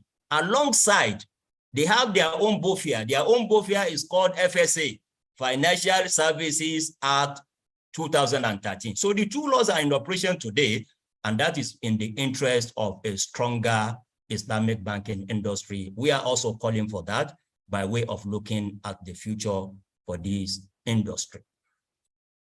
And now I'm going to quickly, for the rest of the time, now point at regulatory issues that I think need to be addressed if we really want to move this industry forward, and we must all strive for that, because it's good for the country. We don't need to say more than what Alhaji Lere has said, what President Obasanjo has said, what former Deputy Governor Mr. Tunde Lemo has said. We don't need more than that to prove that Islamic banking is not only good for Muslims, it's good for the entire citizens of this country, just as this is good for other citizens of the world. Now, there are regulatory issues that I will just refer to.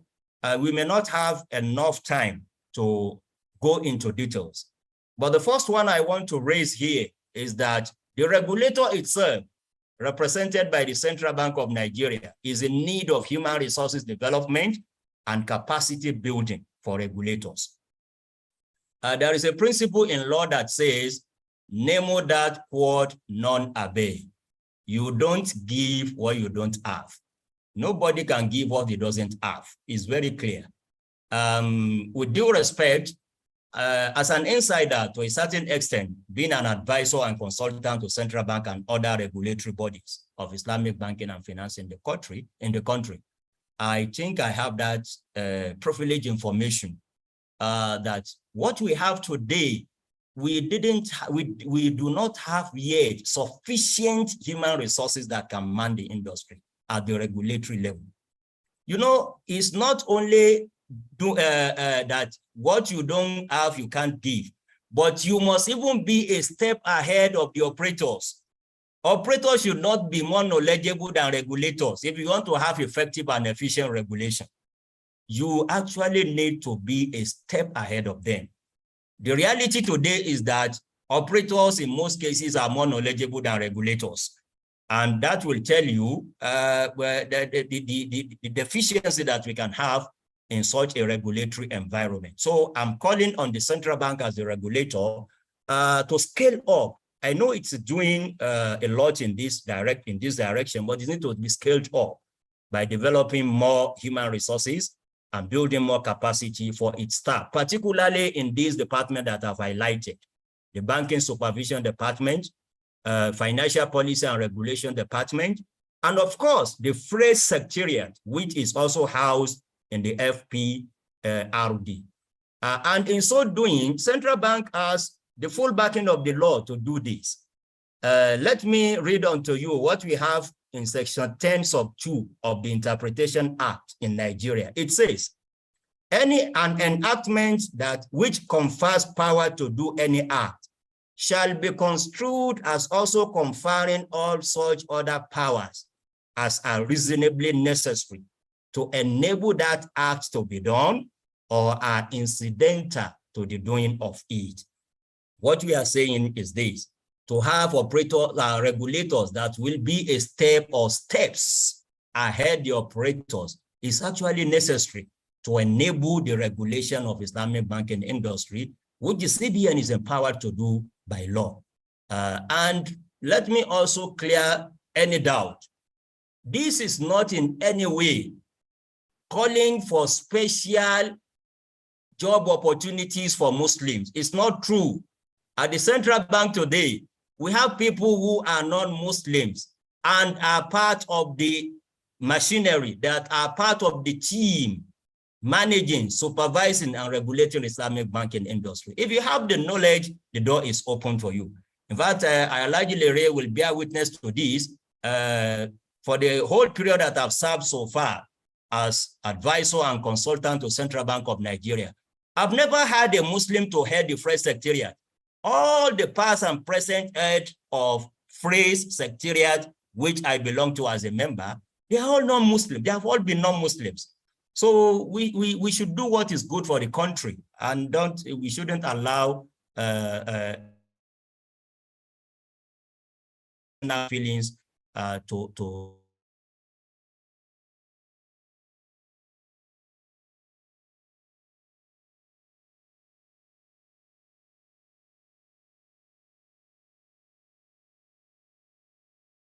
Number two,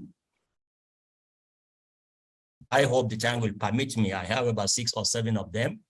Regulation and oversight function, where a third party, apart from an Islamic or non-interest bank, is involved. This is also a problematic area of the regulation of Islamic banking in the country. CBN is doing well, very well, in the areas of regulating banks that are under its regulatory purview. But by nature of Islamic bank, you will have some other parties who are not banks that will be part of the operation. Let me refer to the 2 examples here. NPIs, for example, non-permissible income.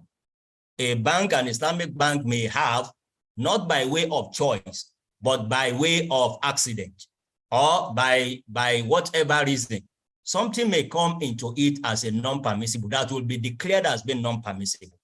Now, the regulation is that it must be channeled to charity. The bank must never benefit from it. But some banks in Nigeria, I think Jaiz inclusive, have now come up with an idea of having foundations that will be the one disbursing these funds on behalf of the banks, which is a welcome idea. But we ran into a big problem when the foundation now thought that it can operate without any regulation from the Central Bank of Nigeria. Meanwhile, the bulk of the money that is at your disposal is coming from a bank. So it was a very huge controversy that erupted, because as money coming from an Islamic bank, CBN must actually know how it is going to be spent and disbursed. So this is one area that I think we need to strengthen our regulatory oversight when a third party is involved. We don't stop at regulating the banks alone when we have other parties involved in the transaction. Another example here, and it's very, very unfortunate. We have what we call economic intervention schemes. We have targeted credit facility because of the COVID-19 pandemic and the difficulties imposed on people in their businesses and the rest of them. CBN came up, federal government through CBN came up with interventions.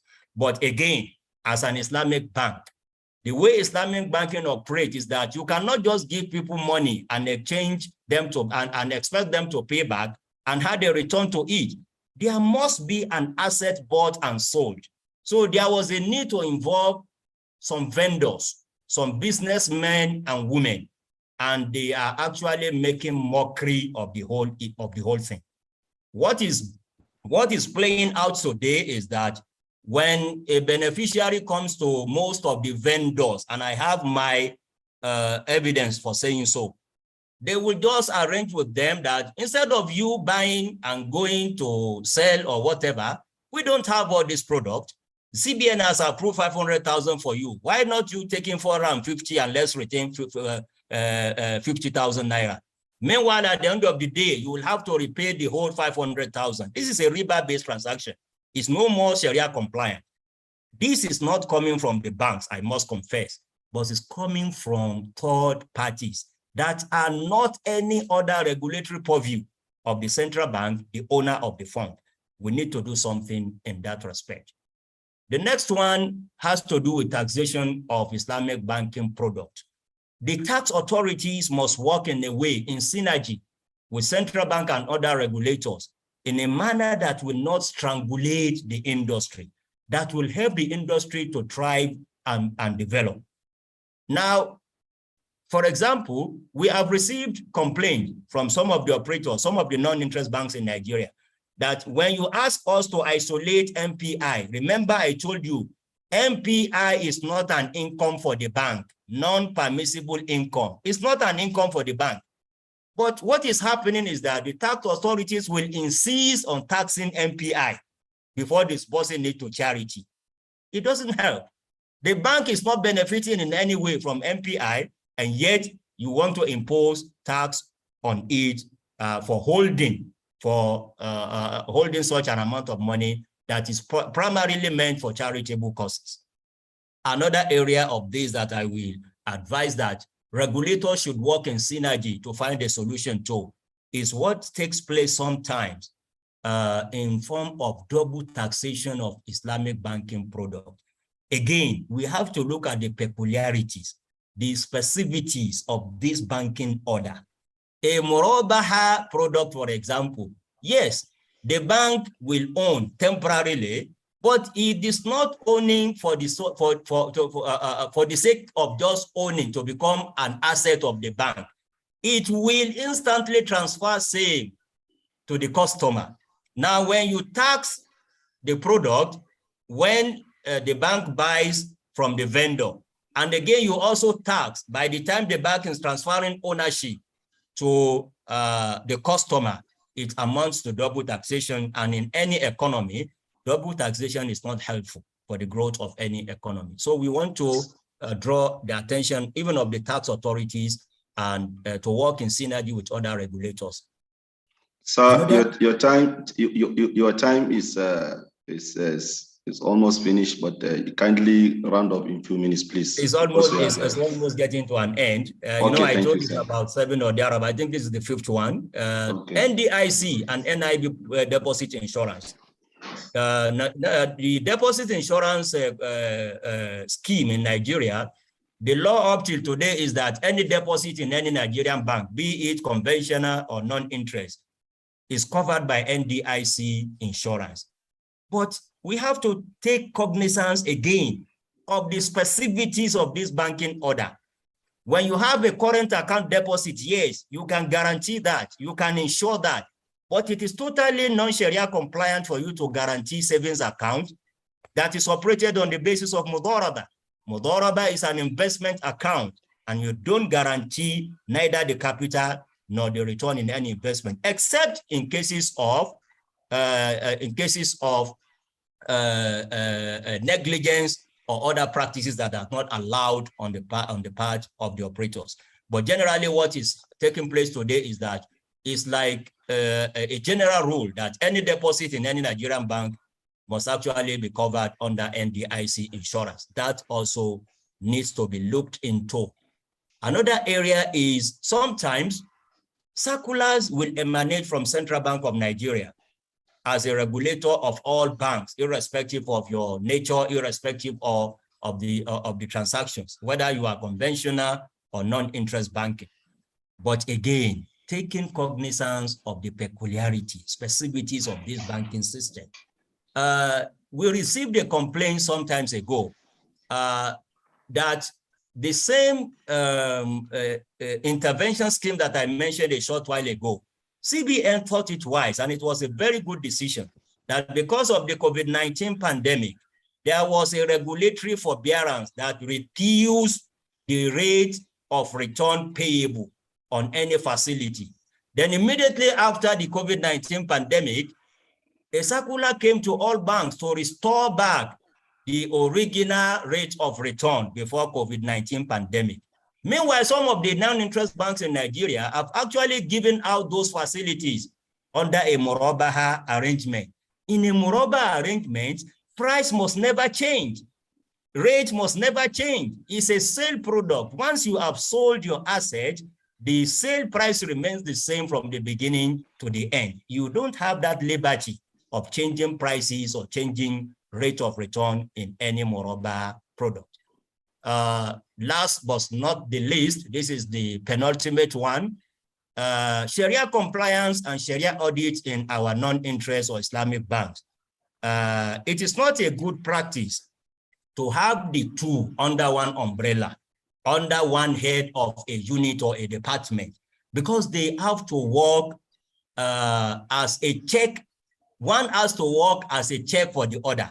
If you now put both the Sharia auditor and the Sharia compliance officer under one single head, as Sharia unit, as Sharia department, it's actually not, it's not going to work the way it ought to be. Compliance is an ex-ante process, while audit is an ex-post activity. So we need to separate between Sharia unit and Sharia audit and the Sharia compliance department in our non-interest or Islamic banks in the country. And finally, Mr. Moderator, this is the last one. Non-interest banks regulations and judicial interpretation. I must say a word on this because if care is not taken, issues that others have had in some other countries and have come out of it after a lot of suffering, a lot of action. We don't need to go the same way. What I'm trying to say is that the law in the country gives jurisdiction in adjudicating banking matters to high court. And when it is in a matter of customer-banker relationship, it doesn't even make any difference, whether it is a federal high court or a state high court. Just a high court can hear such a case. But the issue now is that, do we have competent, let me withdraw that word, they are competent. But do we have people that are versed in Islamic commercial law in those courts to adjudicate on matters relating to Islamic finance? An instance here that is worrisome. In this case, System Property Development Consortium Limited and one other, and Jaiz Bank. Jaiz Bank is a party, was a party in that case. The summary of the fact is this: we have what we call in Islamic banking industry, not just in Nigeria, all over the world. It is there to safeguard the interest of the industry, not to kill industry by some unscrupulous element, by some people that do not mean well for the industry. What do we mean by penalty for default is that if you default on any product between you and an Islamic bank, if it is for a good reason, we will apply the Quranic verse.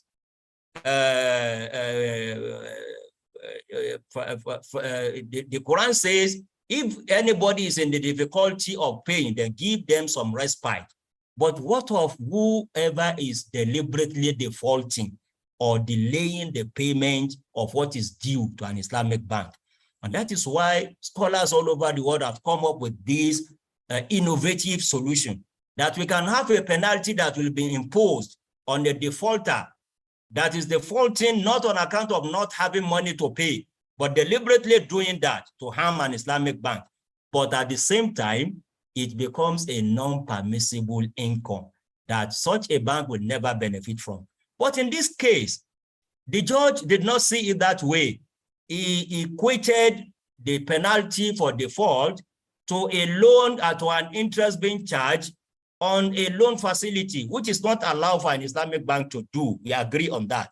But the concept of default, penalty for default, is totally different. It's totally different from allowing a bank to charge interest on loan. And that is why it is normally said that whatever is charged as penalty must be channeled to charitable causes. So this is, as I told you, Malaysia is another good example.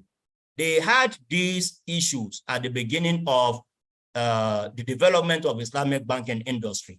And that is why, look at part of what they did back then.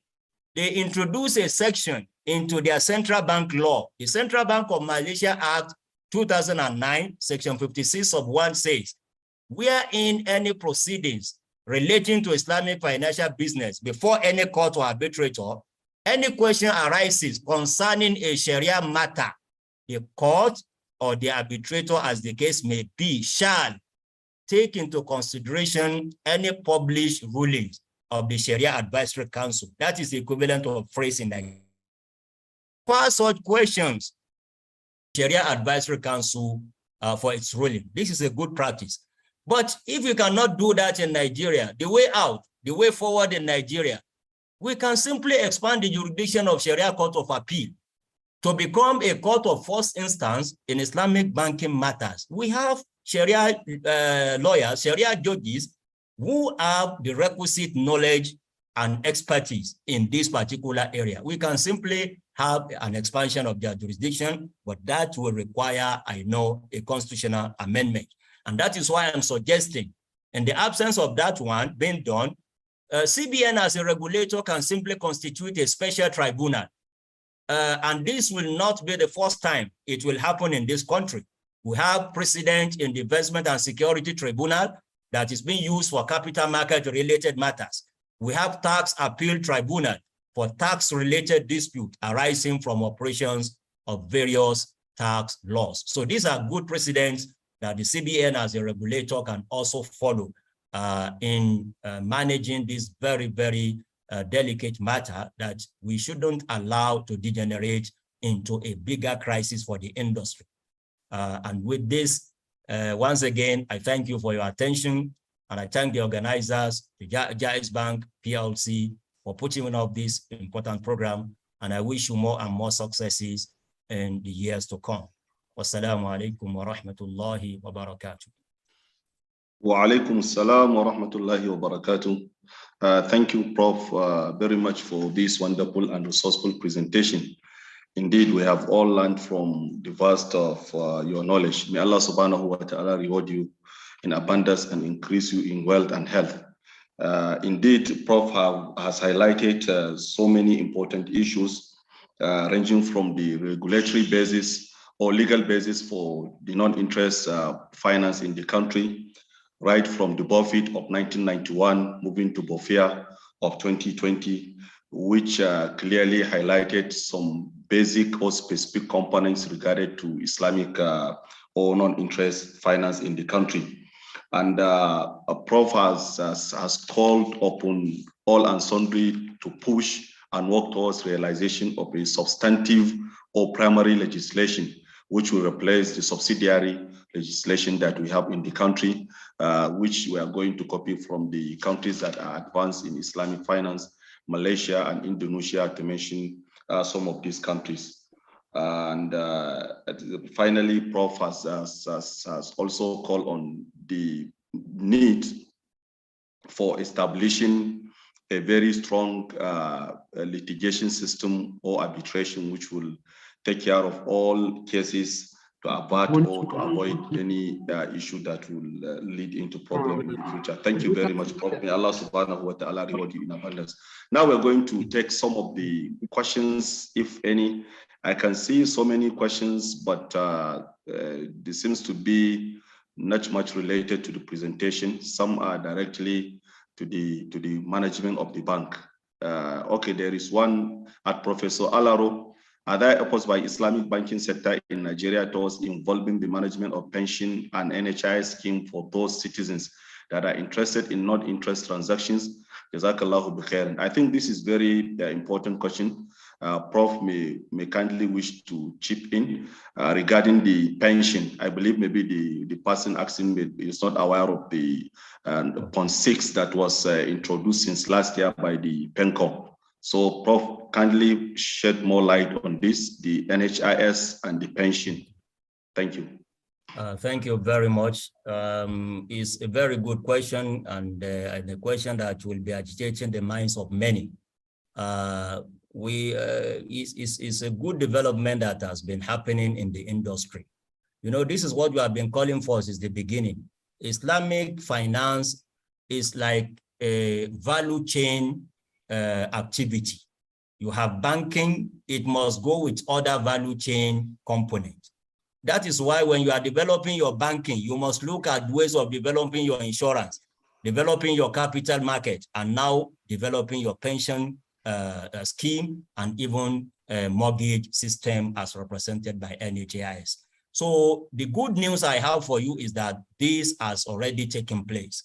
In the pension arrangement now, the pension scheme regulator has come up with what it calls Fund 6 that allows any Nigerian, and free of charge, no pension administrator should charge you a dime for requesting that your fund be moved either from Fund 1, from 2, 3, majority of us are on Fund 4 anyway, that you want to move from Fund 4 or whatever to Fund 6. Fund 6 is that fund that will allow you to specify that I want my pension to be invested only in Sharia compliant businesses. That is possible today. And as the moderator rightly said, it has been more than a year that that has been in operation. So you can just approach your pension administrator and make that request. And I'm repeating that one. It is even free of charge. They shouldn't charge you any amount of money for moving. Now, the NHIS, I also have very good news, although this may not be known to many because it's a recent development. The Federal Mortgage Bank of Nigeria, that is in charge of our a contribution to the housing scheme. You know, by virtue of law, by law in the country, any employer must contribute about 2.5% or thereabout of your basic salary to that scheme. All we had in the past is that we only had a mortgage system that works only based on conventional system. But now, Federal Mortgage Bank of Nigeria has also come up with what it describes as Sharia compliant or non-interest mortgage system that I will also advise whoever is interested, the questionnaire and others, to maybe visit a Federal Mortgage Bank branch in your state or in your city, or even through their website and see more and more information. But this is also available today in the country. Alhamdulillah. Okay, thank you very much, Prof. One more question, and it's going to be the last due to the time constraint. Jazakumullah khairan, Prof. Alaro, is it whose duty to make sure the primary legislation is enacted by the lawmakers? And who is responsible to stop taxation of non-permissible income? The first leg of that question, can you come again? The first leg? They say that whose duty is to make sure that the primary legislation is enacted by the lawmakers to avoid or to replace the subsidiary legislations that we are currently using. Thank you. Who is responsible? Whose duty is it? I will simply put it as the stakeholders, all stakeholders. It is their duty to make sure this happens. You as a Nigerian, you are a stakeholder. You can go through your representative in the House of Rep, through the senator representing you to sponsor a private bill. It's not that difficult. Stakeholders, corporate bodies, banks, non-interest banks can form a group and see how they can go through any of our lawmakers. So in summary, the process of lawmaking in any nation can come through many channels. It's not only the government that will push the bills to the National Assembly. We have what we call private members bill, so that we can also be part of. And even the stakeholders, the regulators are also stakeholders. because they have an insight to what is happening better than others, better than even the legislators. They can tell them what is happening in other parts of the world as the best practice and advise them on the way forward. This is what I think should be done. The stakeholders generally have a duty, and you and I are part of those stakeholders. The second one, if you can remind me, please. It's on the MPI, taxation, double taxation of MPI, taxation of MPI. Whose duty is to stop that again? Yes, yes. Well, of course, it's the tax authority, FIRS and other tax authorities in the country. But again, I would say they may not pay attention to this. They may not be doing it deliberately to harm the industry. It is incumbent on whoever knows, the insiders, the regulators, the operators, to find ways of drawing their attention to this and giving them what they can compare and see of how this form of banking is regulated and taxed in other parts of the world that is making it to thrive and develop. So this is what I think should be done also in this respect. Thank you very much, Prof, for this wonderful presentation and your attention for giving us the time to learn a lot from you. Actually, it is only because of the time. I know Prof has a lot to share with us, but the time will not permit. We thank you once again. May Allah subhanahu wa ta'ala reward you in abundance and increase you in health and wealth. Thank you once again. There are so many questions that are not directly related to the presentation made by the Prof. Some are has to do with the banking operations. Some are asking the branches where, and I believe the secretariat of the bank is taking note of all this, and they will respond to some of these requests, inshallah, in due course. Now, and also there are other requests for the slides of all presentation. So inshallah, we're going to make it available after the presentation to all the participants. Before we move to the next presentation, we're going to take a brief and short commercial break for 1 or 2 minutes, inshallah. We are behind schedule time. Secretary, please, if you are ready, you have the floor. Thank you. The Secretariat is giving you the permission to go ahead, please. Please go ahead, please. Okay. And now the fourth presentation, which is going to be the last but not the least, is going to be presented by Mala Abdul Qadir Abbas, Director at the Securities and Exchange Commission, which is going to be on the nexus between Islamic banking and Islamic capital market in Nigeria. As just highlighted by Professor Alaro, that all these sectors are moving hand in hand. So this presentation is going to be made by Malam Abdul Qadir Abbas, who has been in the Islamic finance industry and has been one of the major proponents, particularly at the Capital Market Regulatory Authority. Before I call on Malam Abdul Qadir Abbas, let me briefly share his citation. Malam Abdul Qadir Abbas is a seasoned business administrator and capital market expert. He graduated with Bachelor of Science degree in Business Administration in 1991 and obtained an MBA from Ahmadu Bello University Zaria in 2007. IFSC Malkan Institute Fellow in 2018. He was head of Securities and Investment Services Department from 2016 to 2021, Securities and Exchange Commission, having previously served as the divisional head fixed income and equities from 2012 to 2015. He has overseen the processing of application of the first ever global offering conducted by Seplat on an offer which was dual listed on the Nigerian Stock Exchange and the London Stock Exchange, LSE. Other recent notable transactions include African Development Bank medium-term note program of 160 billion, IFC Nigerian bond, MNRC 140 billion medium-term note program, Lagos State 500 billion medium-term note program, and the first subnational spook issue of Osun State, among others.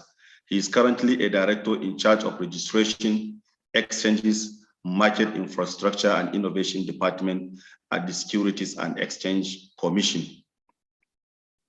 His broad-based capital market experience, which goes back far to 1997, has seen himself in various strategic committees, such as the 10 years Capital Market Master Plan Committee, Capital Market Committee, Subcommittee on Non-Interest Finance, Financial Services Regulation Coordinating Committee, Subcommittee on Financial Market, among others.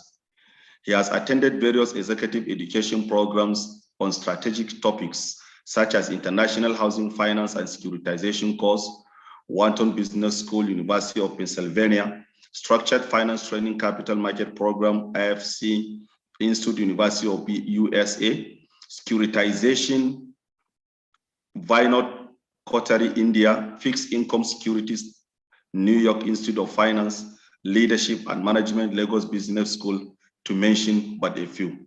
Mala Abdul Qadir has been a proponent of Islamic finance, particularly at the capital market component, and has been invited to present so many papers at so many professional Islamic finance fora. Mala Abdul Qadir, you have the floor. You have 20 minutes as usual, and I hope you will be mindful of time, sir. You are welcome once again. Thank you very much. Assalamu alaikum wa rahmatullah. I think I really want to commend the organizers of this forum, Malam Hassan and his executive team, or Jaiz team in particular. I think, and again, just to say salam to Professor Ziad, my brother Maran Lere, and Professor Alaru. I think they have really done an excellent job. My own task is very simple. It's just to take us through very quickly in 20 minutes the nexus between Islamic banking and Islamic capital market in Nigeria.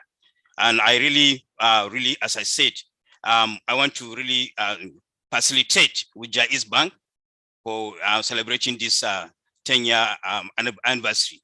So I think without much ado, I will just go straight to the presentation. I think Professor Ziad has touched on some of these issues, so I will not really spend much time on it.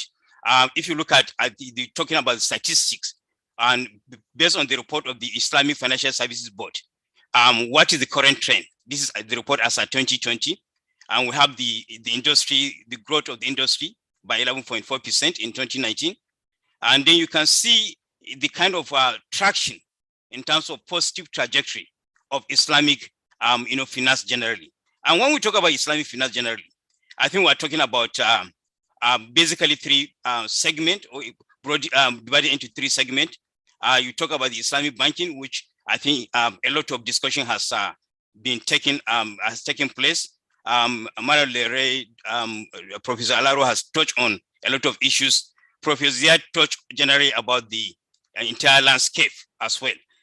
So we have the Chakaful, and then we have the Islamic capital market. So my own focus is really about the Islamic capital market and what has been done so far, and what are the nexus really between the Islamic banking and Islamic capital market.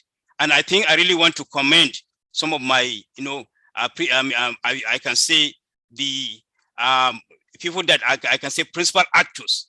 If I can talk about our former DG of SEC, Dr. Indanusa, I think he really played a lot of role, or a great role, when you talk about Islamic banking in Nigeria, or Islamic capital market rather. So in terms of what we have achieved so far, you can see a lot of developments have taken place. I think talking about the Islamic, the banking sector, what happened, 3 full-fledged Islamic banks, you talk about the Takaful. And then when we talk about the capital market, a lot of things happen, and a lot of things are happening really. And you can really see the nexus in terms of the, what have we done? We have registered some Islamic fund managers, for instance. We came up with a lot of initiatives, Islamic Index, the Halal ETF, and even the Jaiz Bank that we're talking about today. I think I can say the capital market, or the Nigerian SEC, or Nigerian capital market, really contributed. Before we even talk about the bank, I think we had what we call Jaiz International. I think we'll touch on that one. We'll talk about the issuances in terms of the product. We'll talk about the scoop that have been issued even before the sovereign. And then talking about, the advisory council, or advisory board, which we are actually leveraging on the first for now. And then the Takafu, they have their own council as well. So talking about the Islamic, the capital market ecosystem generally, we look at it from the entire perspective. from the product offering, talking about the activities in the market, talking about the market infrastructure, the exchanges, for instance. And they're talking about the regulation. When you talk about the regulation, definitely you talk about the SEC, because the regulation is the principal plank which all these issues reside, if I can put it in that context. So talking about the regulation, you talk about the governance, you talk about the securities law, you talk about the rules and regulation of the commission, you talk about even the exchanges, which are the SROs that we regulate, and we give them that status to actually come up with their own regulation as well. We have other market infrastructures that actually support activities in the Islamic capital market space. And you talk about the products, you talk about the equities, you talk about the scope, you talk about even some of these issues that Professor Ziad touched on, crowdfunding. And actually, we're happy to say that we have framework now from the SEC perspective to allow crowdfunding and to allow Sharia compliant crowdfunding as well. So when we talk about even the instruments or the trading and the investment activities, investment advisories and all the parties or intermediaries that we have in the market, we essentially regulate them. And in particular, we regulate those ones that actually talk about, that really focus on Islamic capital market or Sharia compliant instrument, as it were.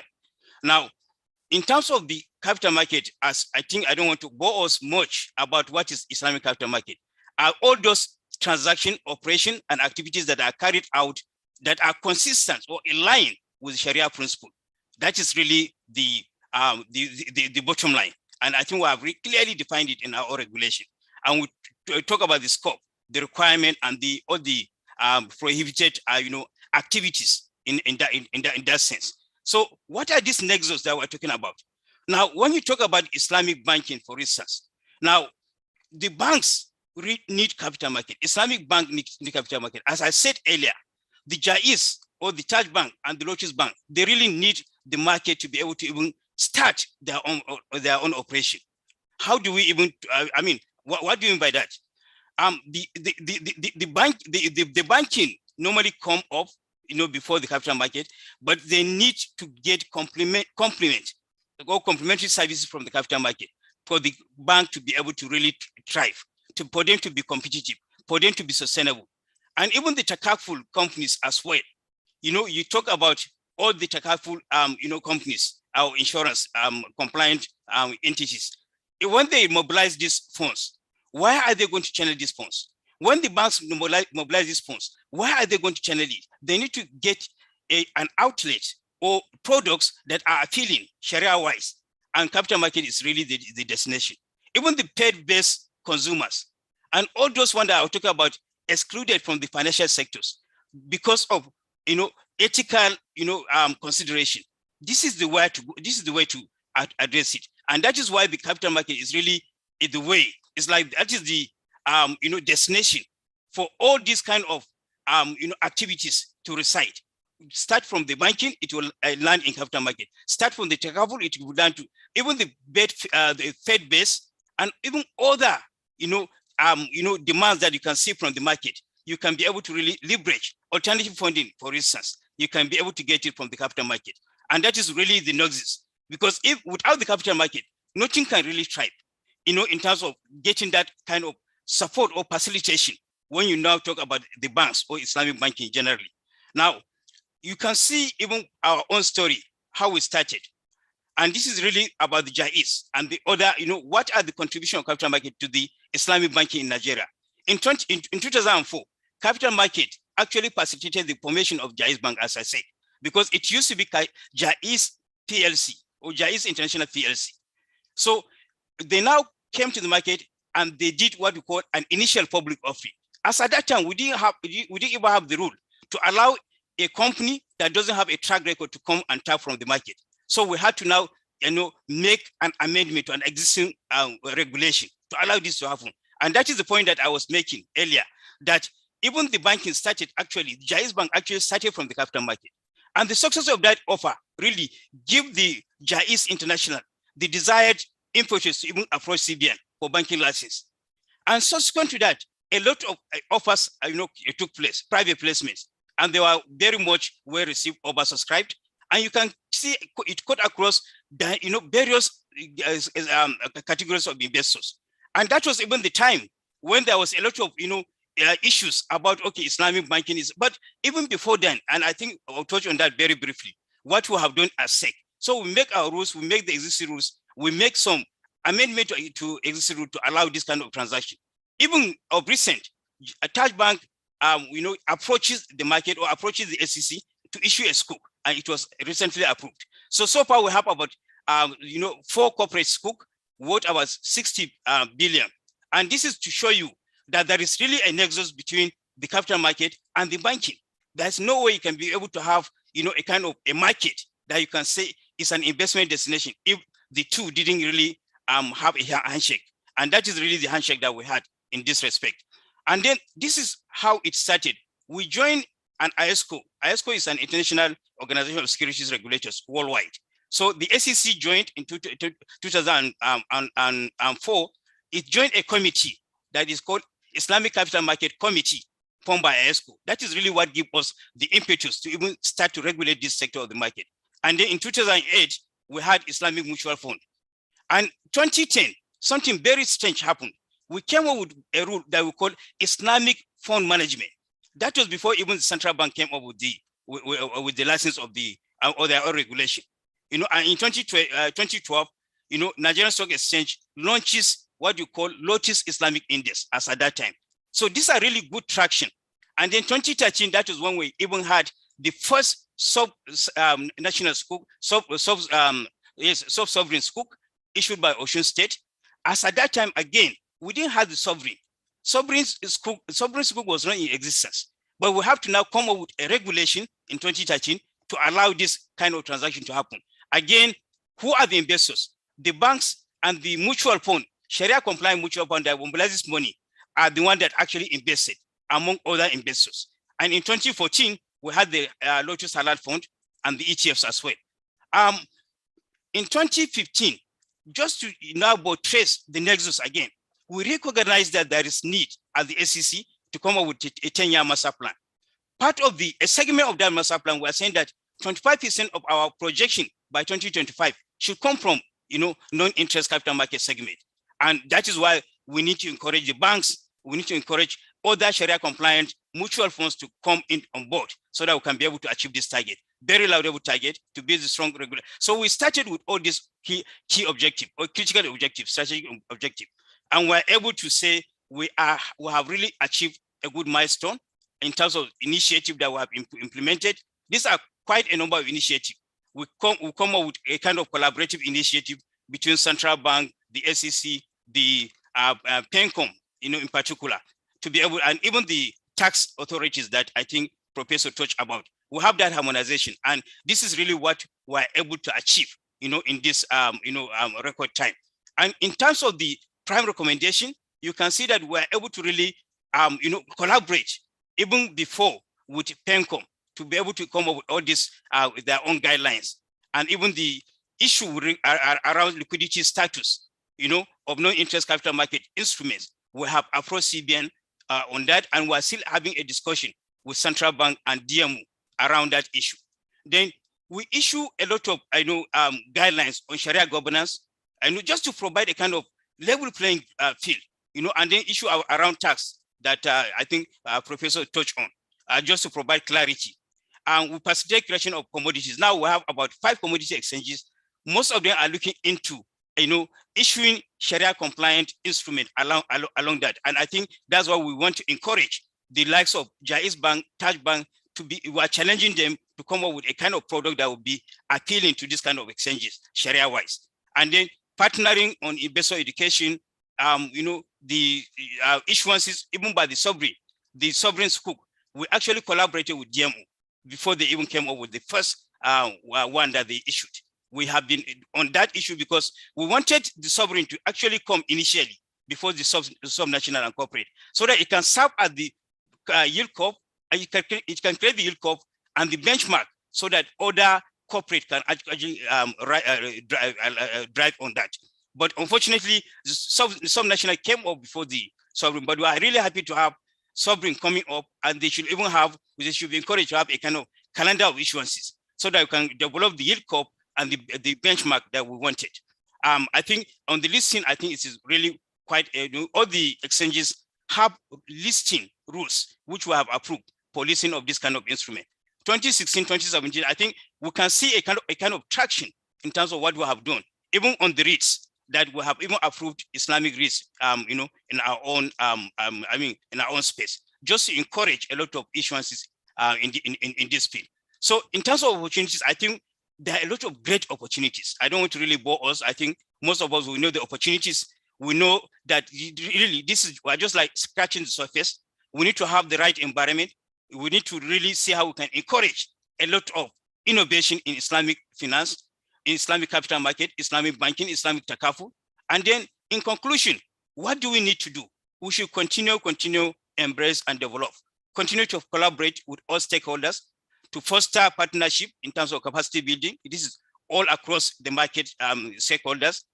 I embrace digitalization, which is our innovative product. I think Professor Ziad touched on this, such as crowdfunding, robo-advisory. I think we have a lot. And even on digital space, we have issued our rules on digital asset. And this one is open to both conventional and Islamic capital market operators or issuers, or anyone that is interested. And then develop a dynamic, transparent and efficient market where both the banking and the capital market can thrive in a very in a more convenient and Sharia compliant way. I think I will stop here. I believe my 20 minutes is off. Thank you, moderator, for giving us the opportunity. Again, I want to really commend Jaiz Bank for this opportunity, and I want to really thank all of us for listening. Assalamu alaikum. Thank you very much for this timely presentation, because you even left about 40 seconds to the moderator. Thank you very much.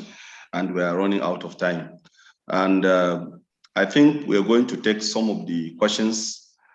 Somebody was asking, sir, can you shed more light on the recently released guidelines, draft exposure for the Sharia advisors?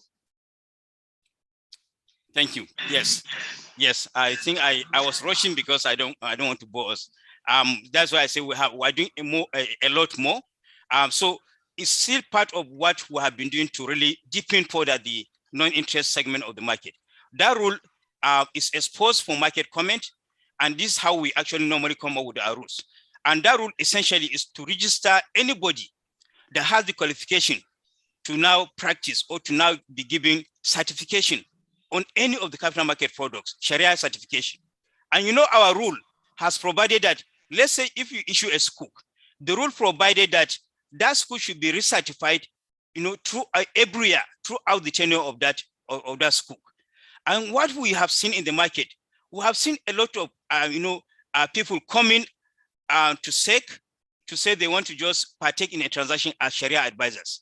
And we think there is need for decorum. It's not anybody that would just come and just be given certification. So we have stipulated the requirement. And this rule that we did, we actually benchmark against certain jurisdictions, Malaysia in particular. And the essence is really to come up with a framework that will enable anybody that has this qualification to come and get registered. So you'll be in our net.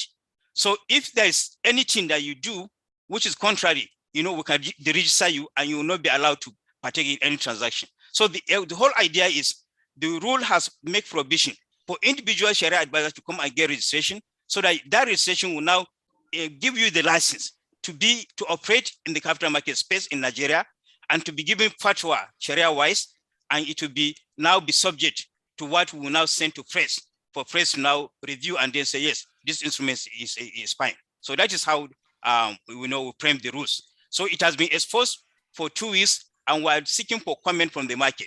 The whole idea is that we take comment on board, and then we'll finalize it. Then it will now become rule that will become operational for the capital market, for any activity in the capital market, for that matter, if you want to be a Sharia advisor. Okay, thank you. I think this is the same way that on the Sharia supervisory services, advisory services. Somebody was saying that, can an individual register as an independent Sharia advisor, or must every fund manager or stockbroker employ the services of Sharia advisor or not? Is it going to be on temporary level or on permanent basis? So these are okay, fine. So the issue is, if you are a fund manager, for instance, you have a Sharia compliant fund. The rule provides that you need to have a Sharia advisor. So you have your own Sharia advisory committee or board that will now be looking at the fund and be certifying it and be ensure that yes, it is in compliance with the requirement of the Sharia. Now, if you are a broker, for instance, and you want to venture into activities that are Sharia compliant, you engage a Sharia advisor. He reviewed that activity or that proposal and give a kind of certification. The certification will now be sent to the SEC. SEC will review, and SEC will now seek further a kind of second level review from the press. And if the press is satisfied with it, then we are fine with that. So you can be an individual Sharia advisor for a fund, for a broker. And if there is need for the broker to engage you on case-by-case basis, he can engage you. The most important thing is that for any activity that you intend to do or any proposal, there must be a certification. But for a fund manager, for instance, you need to have a Sharia council or committee or a committee, as the case may be. So if you have that one, because you are operating a halal fund, for instance, Lotus Capital, for instance, all the activities revolve around Sharia compliant activities, and they have a Sharia committee or advisory committee. So if they have now conformed with that rule or qualification as per the rule, then we just recognize that one and then they will continue with their operation. Thank you very much. The last question, somebody asking that the SEC rules provides for Sharia Advisory Council for SEC, but it appears SEC refers to the phrase on that. Is it lack of manpower or what? That's interesting. How do you respond? That's quite interesting, really. Okay, I think let me just try to, say something around the phrase. The whole idea, if I could remember, for setting up the press is actually to serve the entire, industry, financial industry, even though it is actually championed by central bank. I could remember we were part of the committee that came up with a report, JCAB report, and part of the recommendation is that there is need for a central body, and that is how it came up. Yes, in our own, master plan, there is a provision for SEC to come up with its own Sharia Advisory Council, which the Commission is still looking into that as well. But for now, what is currently happening is that we leverage on the phrase to be able to now recertify an initial certification of the in-house, operators that have filed any application for approval of the SEC. So it's not really about lack of manpower per se, if I can say it that way, but we wanted to start and see how things evolve. And then if there is need for the SEC to now come up with its own, as I said, it is actually part of that plan. SEC could consider, coming up with its own, similar to what NICOM have done. But if we decide to say, okay, let's have a central body, we can have the central body. So many jurisdictions have that central body. But for instance, in Malaysia, for instance, Bank Negara has their own, its own Sharia, council, and then the SC Malaysia has its own council too. So this is one of the proposals that I think is on the table. A decision has not been taken yet, but it's something that is the SEC is looking onto. Thank you. Thank you very much. Indeed, this could have been a very good plan if it will be effected, because it will be a stepping ground for building manpower and capacity building, as well as mentoring the younger generation of scholars to be educated by the already established ones. So we look forward towards actualization of this initiative. Thank you very much. Absolutely. Thank you for taking your time and buttressing on this important issue. Indeed, the nexus between the capital market and the banking sector will not be overemphasized because they go hand in hand. As he has just highlighted, even the Jaiz Bank, as the pioneer non-interest bank in the country, started from the capital market when it was placed for the initial public offer, and today it is the leading non-interest banking bank in the country. So also other instruments that are required in the capital market they are the ones that support the banking industry as well as other companies. Thank you very much once again. Thank you, moderator.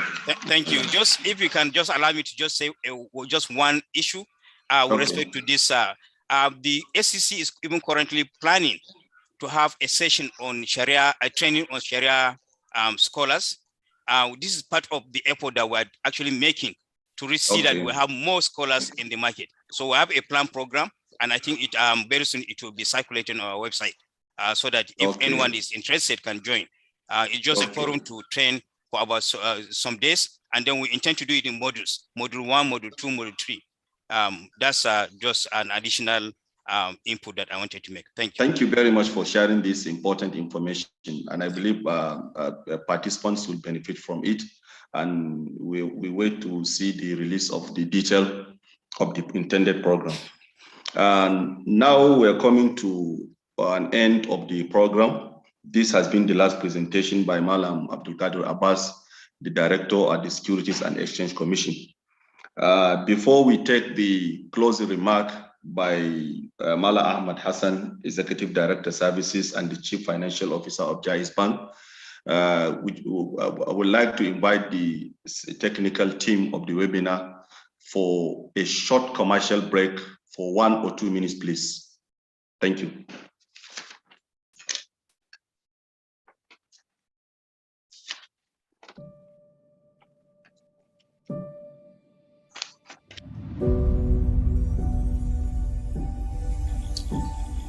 I say one thing: congratulations for paving the way. But it's a never-ending journey. As soon as you reach one hill, it's like climbing Mount Everest. As soon as you hit one peak, you realize there are many more ahead of you. And it gives me great pleasure being the person who signed the license for this bank.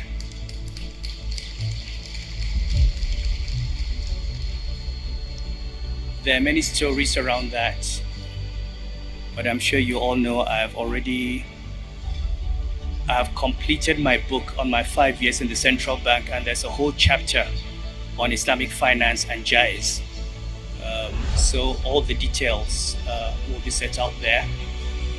Jaiz, as a non-interest bank, goes beyond making profits, but rather covers the inclusive creation of value for the economy and society. Over the course of the first 10 years of our existence, we have consistently aligned our operations with our vision of making life better for all our stakeholders.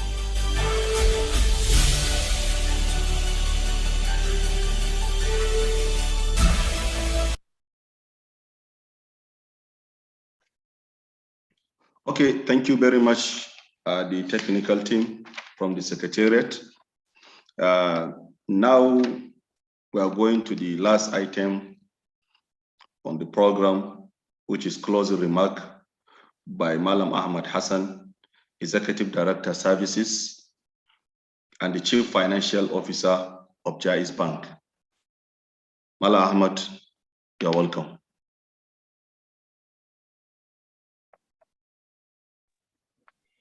Yeah, thank you very much. Assalamu alaikum wa rahmatullahi wa barakatuh.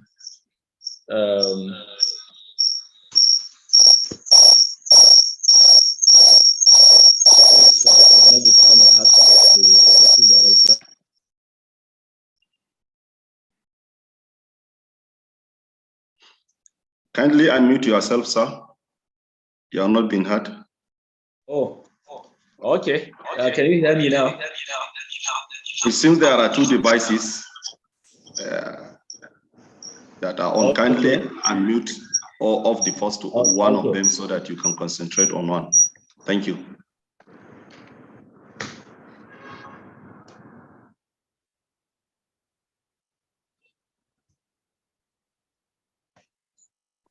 Assalamu alaikum wa rahmatullah. Wa alaikum assalam wa rahmatullah.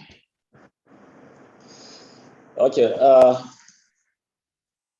My name is Ahmed Hassan, the ED Services and Chief Financial Officer. As earlier introduced, I wish to, on behalf of the management of the bank, sincerely thank all the participants and particularly the presenters, paper presenters on this program. Our special thanks go to Professor Alaro, Professor Ziad, Alaji Lere, Alaji Abbas. We've heard quite a lot, very educative perspectives about Islamic finance. We've also heard about the historical development and the initial promoters of Islamic finance in Nigeria. May Allah reward everybody. I'm sure the participants have gotten more insights into the historical development of Islamic finance, the efforts made by certain individuals to establish and promote Islamic finance, the efforts also made by the regulators from the beginning. We are very grateful for that. And the efforts that the regulators are also making continuously to fine-tune the Islamic finance in Nigeria through issuance of guidelines and circulars. We are grateful to that, but we also want to continue. We will also continue to engage the regulators and other stakeholders in the industry so that more regulations and frameworks that addresses the peculiarities of Islamic banking in Nigeria come up.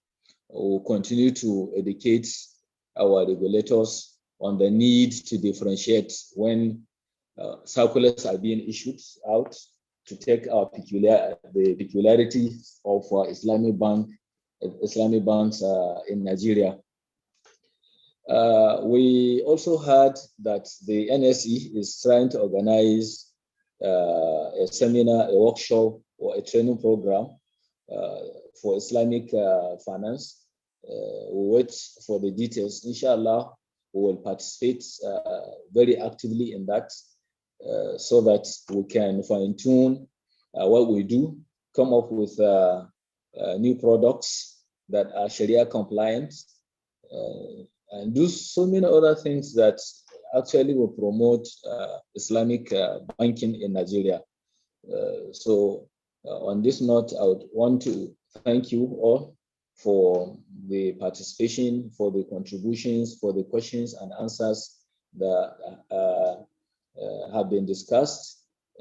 More particularly, as I have said, our special thanks go to the paper presenters, Professor Alaro.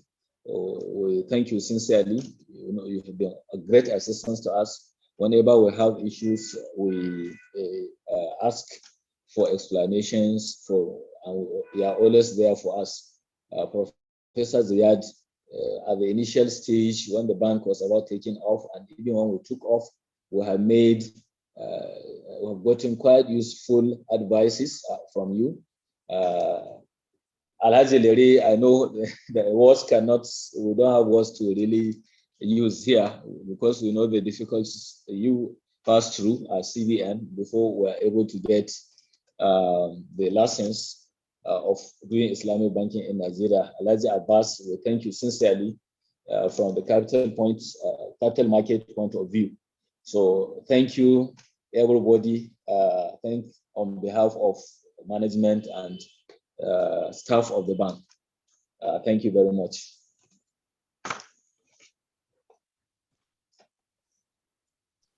Thank you very much, Malam Ahmed Hassan, the Executive Director Services and Chief Financial Officer of Jaiz Bank, for this remarkable closing remark and vote of thanks as well. All participants, all the resource persons and presenters, our able Sheikh and Assistant Professor, Dr. Muhammad Ziyad, our able Prof, Professor Alaro, our able Malam Wadalere, Malam Abdul Qadir, Abbas, and all other people that are behind the scene who made this webinar successful. On behalf of Jaiz Bank and the supporting partners, Anuti Ethical Consulting and the iThink Media, I want to once again thank you for your time and for honoring this event. May Allah subhanahu wa ta'ala reward all and sundry in abundance. Lastly, I'm going to call on Dr. Warshu Tijani Rabiu from the International Institute of Islamic Banking and Finance, Bayero University, Kano, to offer us a closing prayer. Dr. Warshu Tijani Rabiu. Now, Assalamu alaikum wa rahmatullahi ta'ala wa barakatuh. Thank you, Prof, for the opportunity. I think I've become speechless to find the suitable words to describe this webinar. We have been enlightened, and the deliberations are really going to take the the industry further. May Allah subhanahu wa ta'ala continue to strengthen this path, this struggle we are doing, and may Allah subhanahu wa ta'ala reward all this effort and bless it, and we get the reward for it here in this world and get it in our accounts in the al-akhirah. اللهم اجعل اجتماعنا هذا اجتماعا مرحوما وتفرقنا بعده تفرقا معصوما ولا تجعل فينا ولا معنا شقيا ولا محروما. ربنا آتنا من لدنك رحمة وهيئ لنا من أمرنا رشدا. اللهم أحسن عاقبتنا في الأمور كلها وأجرنا من خزي الدنيا وعذاب الآخرة. وصل اللهم وسلم وبارك على سيدنا محمد وعلى آله وصحبه حق قدره ومقداره العظيم. سبحان ربك رب العزة عما يصفون وسلام على المرسلين والحمد لله رب العالمين. السلام عليكم.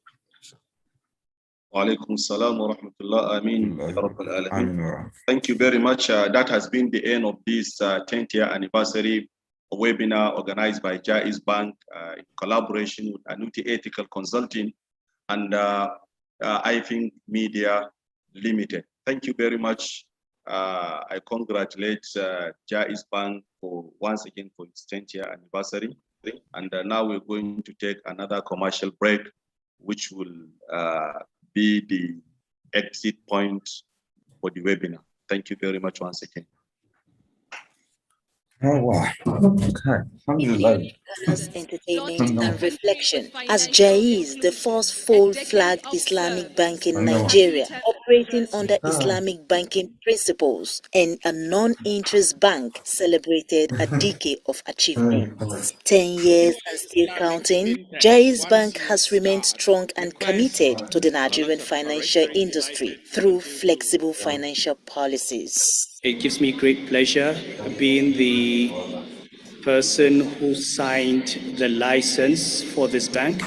And I'm sure we all agree that the financial system in Nigeria is better off. It's more diversified, it has more options. And that was the beginning of a number of steps. We've had Islamic funds, we've had Sukuk, we've now had other Islamic banks set up, and I do hope that this sector will grow from strength to strength. One of the key things about being a pioneer is that you end up training most of the staff for your follow-on competitors. At the same time, you are what strategists call having a first mover advantage. Being the first to premier non-interest banking in the country, it has established on the foundation of trust, professionalism and excellence to deliver innovative financial solutions and exceptional customer experience. These principles, the management of the financial institution says, are core values which have empowered the bank to project its vision to be the leader in ethical banking in sub-Saharan Africa. And I'm sure you're aware of the various